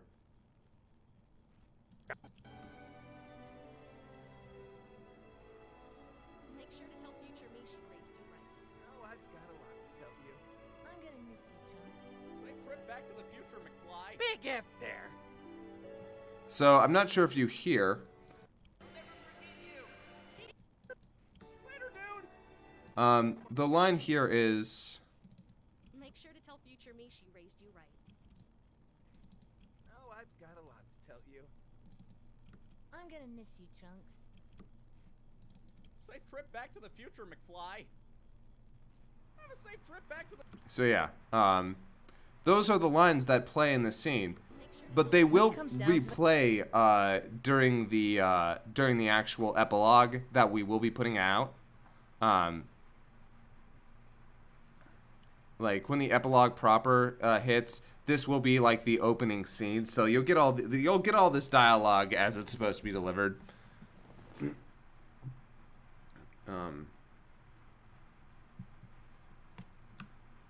But yeah, so this whole scene is supposed to be, hey, like, it's okay, things change, and change is okay. You're allowed to change, like, and change, like, Goku even says, like, I don't mind change. Change is fine. And I think that was kind of our way of saying things are gonna change. And even though this isn't the end of DBZA, it's gonna be very different from here on out. It's gonna be shorter. It's gonna be different. It's gonna be. We're not going to be as serious as often. It's going to be very different, and that's cool. I think it's for the best. I think it is the right move for us to make. Otherwise, we wouldn't have done it. It's that everyone is strong. Also, yes. Everyone is stronger than everyone is stronger than they think they are. Yeah. I think Nick. I'm pretty sure Nick was the one who came up with this joke, and I'm like, absolutely, we can do that. I know. I absolutely believe we can do that, and we're definitely doing that. There's no question. Absolutely. And we both agreed that the smile was absolutely necessary. And then.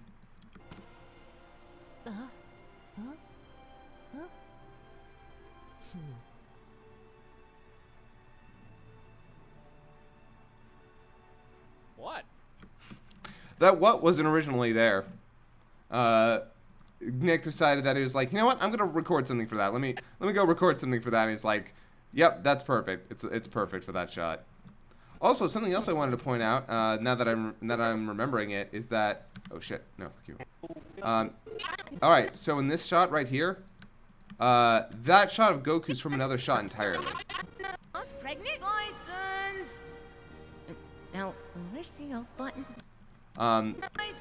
But I ended up using it here Where's the old button? Get your hands off me! because I felt like it was perfect for the scene. License. Now, where's the old button? Get your hands off me! Ah, my eye! I thought it was perfect to use there. It's also a very classic shot. I wanted to use it. So yeah, but yeah, so. What? And then we have the ending credit sequence. The ending credit sequence was actually put together by Masako. I had the idea of taking manga chapter covers and then using them to show the events of the saga. And I think it turned out real well.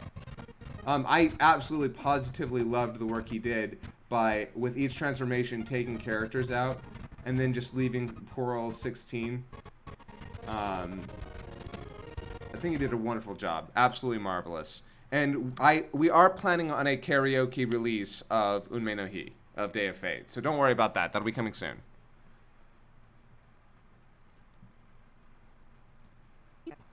And then the final scene. A scene that had been planned for years. For absolute years. Nick and Kurt wanted this scene so badly.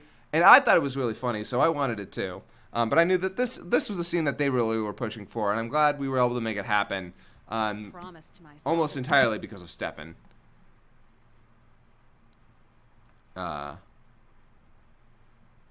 Yeah, so this part of the scene is easy, although I had to slow down this actual scene to 10% and set the interpolation to optical flow, so it moves slowly. but it's not jarring. There's no ghosting. Drop your The worst part about it, though, is that you get a lot of that noise problem. Just a heads up, But we did our best. Oh my god. What? Get on the bed. Yes, ma'am!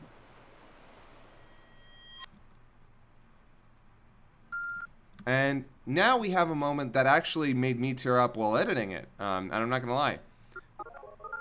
So, I'd like to talk about Android 16 for a second. Android 16 is a very important character to us. Writing him was very difficult because we wanted to write a character who had trouble communicating outwardly. We wanted to write this character who was simple but not stupid. There's a lot that went into this character. And bringing his humanity out over time meant a lot to us. He was the character that took 17 and 18 and grounded them and made them a family. He meant a lot to us, and I think especially to Nick. And writing him was a pleasure. It's weird to think that this character, out of all characters, would be the one I like we would be most connected to. But I do know that by the end of it, I loved him.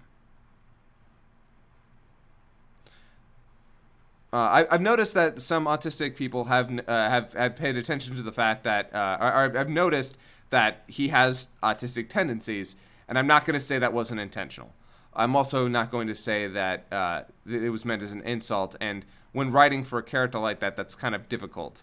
Much like Drax the Destroyer from Guardians of the Galaxy, I can definitely say that there are qualities there about him that do take inspiration from that. From the people that we've known in our lives, friends and family members that we love and are close to. So for writing for that character, it was very difficult. But it was also incredibly rewarding because I love Android 17. I love everything about him. He's funny. He's sweet. He wants the best. He has his hobbies, and you just want. I wanted him to have something good. I wanted him to be happy at the end. And I know that sounds so dumb that I wanted this guy to be happy. That's so silly, but I just felt like he needed his happy ending.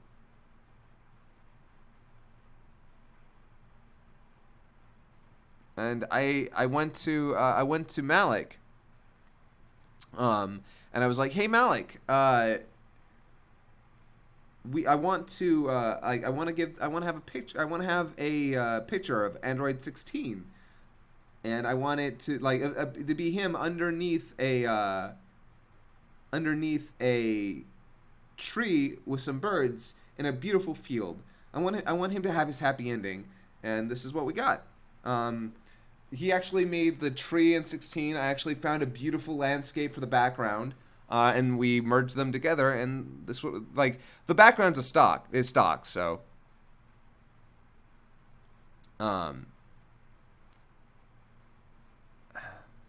yeah, we decided that he deserved his happy ending. He deserved to go to heaven. That the line from Cell that he never had a soul, I wanted to undo that. I wanted to be like, no, Cell was wrong, you're an asshole. And he's in heaven up there with his birds. And a dead Goku. There's a dead Goku up there. I would love a scene where they run into each other and just and Android 16 is like, I truly got everything I wanted. So yeah.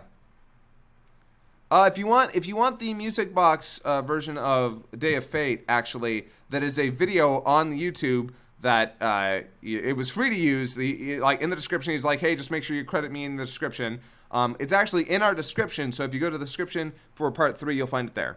It's a beautiful song. I absolutely love it. So, yeah. Android 16. He's one of my favorite characters we've ever written, and I wanted him to give him a beautiful send-off, and I like this.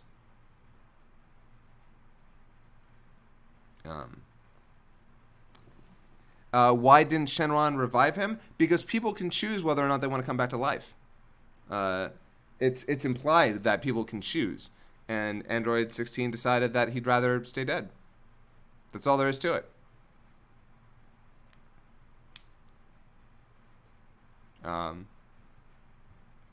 So Android 16 decided that he'd rather live in heaven than come back to Earth, and you know what? I think that's fine. I think he deserves that. Also, if you want the full version of this image in high definition, which we have it in wallpaper size, check out Twitter. Check out the Team 4-Star Twitter. I put up a bunch of wallpapers today. They're really pretty. You should definitely check them out. And of course, how do you cap off this sweet, beautiful scene, but with fucking?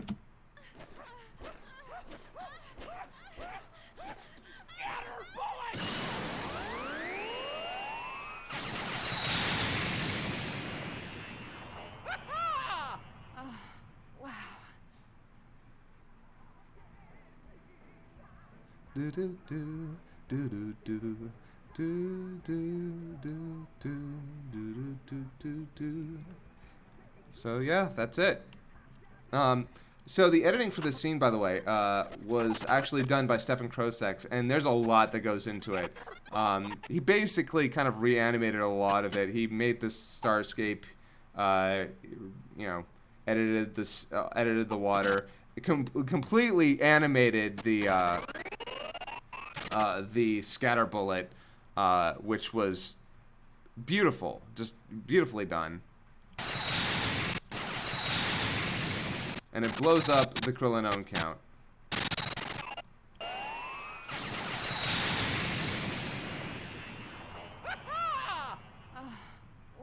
I edited the counter blowing up using the shadow effect in After Effects.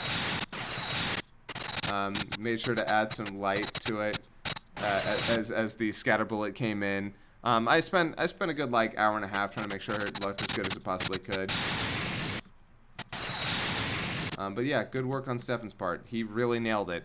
I don't think we could have done the scene without him. It looks gorgeous, and I love Stefan. He really helped in this third part a lot.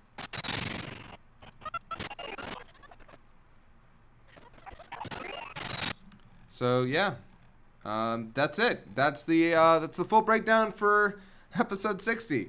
Man, this went a whole 3 hours. I thought it might. I was actually thinking it might. I think I'm about to wrap up, though, because I think it's about time I hit that old dusty trail, as they say. But I wanted to thank you guys. Thank you so much for joining me. Thank you for letting me take you down kind of how all this came to be. It meant a lot. You guys are wonderful, and we're really lucky to have fans like you. Thank you guys for supporting us on Patreon. Thank you for supporting us on Twitch. Thank you for just being great fans, and thanks for listening to me as I talked about something very serious to me, something very close to my heart. You guys are the best. And there will be an epilogue, by the way. There will be an epilogue, part 60, basically part 4, because, you know, we're those assholes. Don't know when it'll be exactly, but I know that I'm basically writing the whole thing by myself right now. I'm gonna talk to Nick and Kurt, and they're going to touch everything up, but it's a very personal thing, so I'm like, hey guys, can I please just write this one? And they're letting me, and that's really nice of them, because I'm not the funniest guy. I'm not the funniest guy on the team. As you'll see, I wrote a lot of the dramatic stuff, but when it comes to comedy, improv, all that stuff, Nick and Kurt have me beat hands down, not a question. But thank you guys. Thank you for joining me. Thank you for letting me walk you through this process, a very personal process. I won't lie. It mattered a lot to me. It meant a lot to me. We will be working on a Kai 3 as well. We will be working on BoJack. And when we have more information about what we're doing with Season 4, I promise you guys we'll try and update you as soon as we feel comfortable.